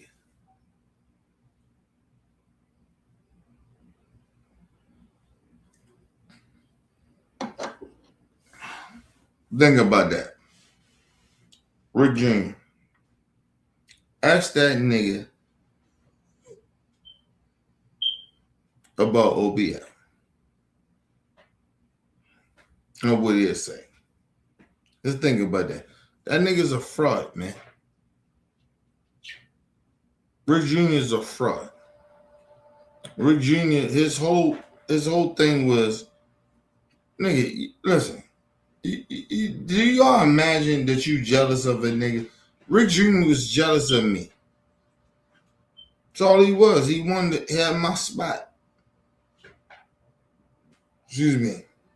He wanted to have my spot, bro. Rick Jr. was a fucking clown, bro. He just wanted my spot. That's all he wanted. Ain't nothing deeper than what y'all think it is. That nigga wanted my spot. That's all he wanted.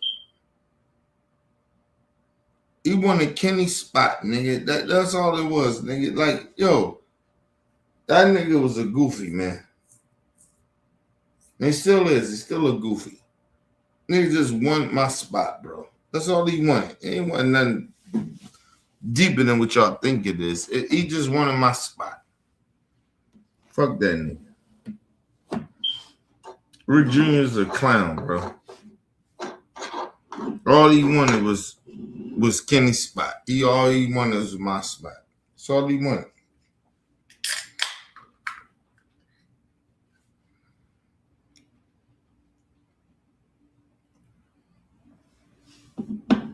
This ain't even about no gangster shit. He had how popular I was, right? He wanted this spot. He wanted Kenny's spot. Think about it. He wanted Kenny's spot. He wanted my spot. That's all he wanted. And they were like, yo, trying to get that nigga's spot. Think about it. Every time that nigga did something, he was trying to outdo me. That's all he was trying to do. But I'm Kenny, nigga. So when Kenny come back in the room, nigga, I'm who I am. And nigga can't do nothing to me. Think about that.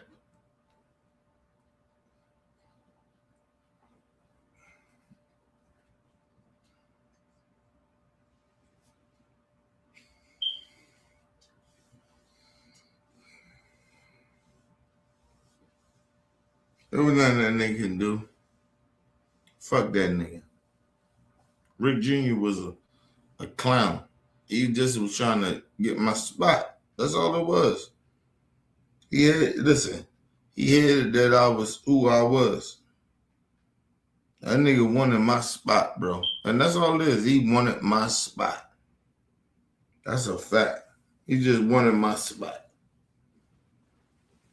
He couldn't do nothing with me, bro. Kenny, who he is. That nigga was just jealous. Now you can blame Weezy for that because Weezy brought him in. And I take a little responsibility for that because I was like, yo, I fuck with Weezy and shit. He brought him in and shit. But nigga, that nigga can't fuck with me at all. All that nigga wanted was to take over what I did. He wanted to be that guy. That's all it was. He was just a jealous nigga. That's all it was. He wanted me. He wanted to be like me. Rick Jr., that's all he wanted to do. He wanted to be like Kenny. I wanna be like Kenny. That's all he wanted to do.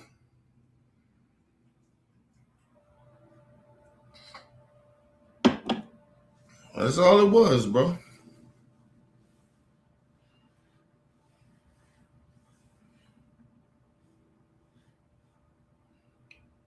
All right, so the next person y'all want me to talk about, the next person y'all want me to talk about,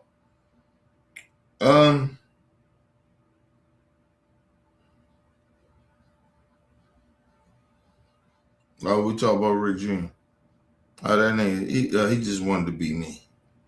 Don't worry about it. He just wanted to be me. That's all it is.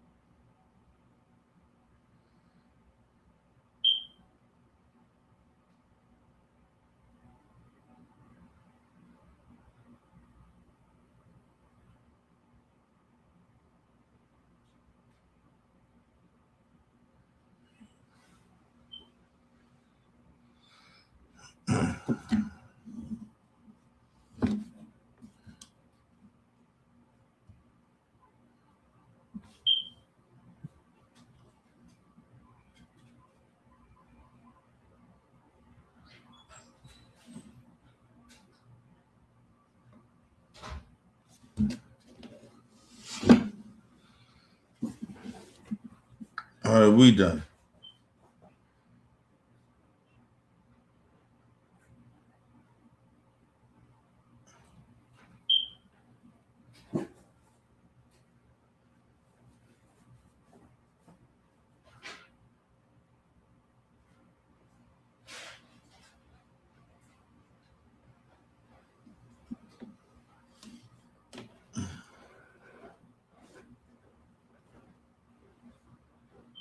We gotta go. Boom, man.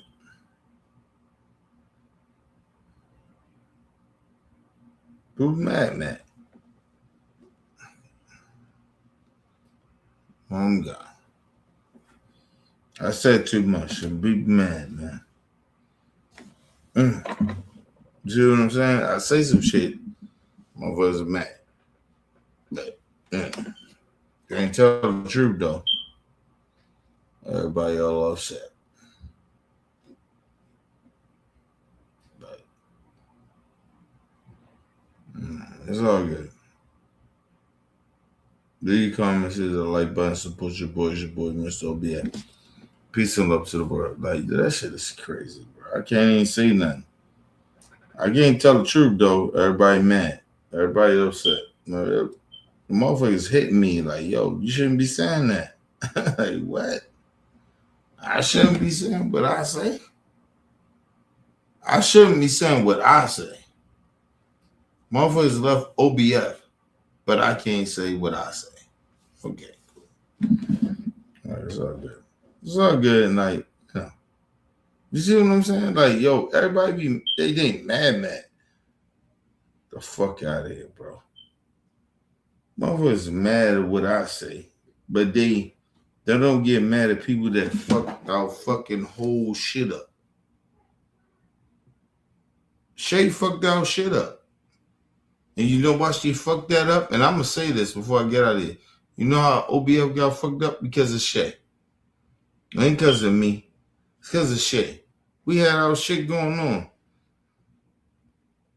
Real talk. Shay left the fucking family. She left it. It had nothing to do with me or nobody else. She left. And you know why she left? Because of that nigga. Nigga told her she had to leave. And that's why she left. Think about that. Everybody trying to sit there and try to pretend. No, fuck out of here with Shay. Shay left the fucking family, man. She left us. She left us, man. She left the OBF family. That's a fact. And she can sit there and try to pretend. No, she left us, bro. All right. I'm out, man. Fuck Shay. She none of that bullshit.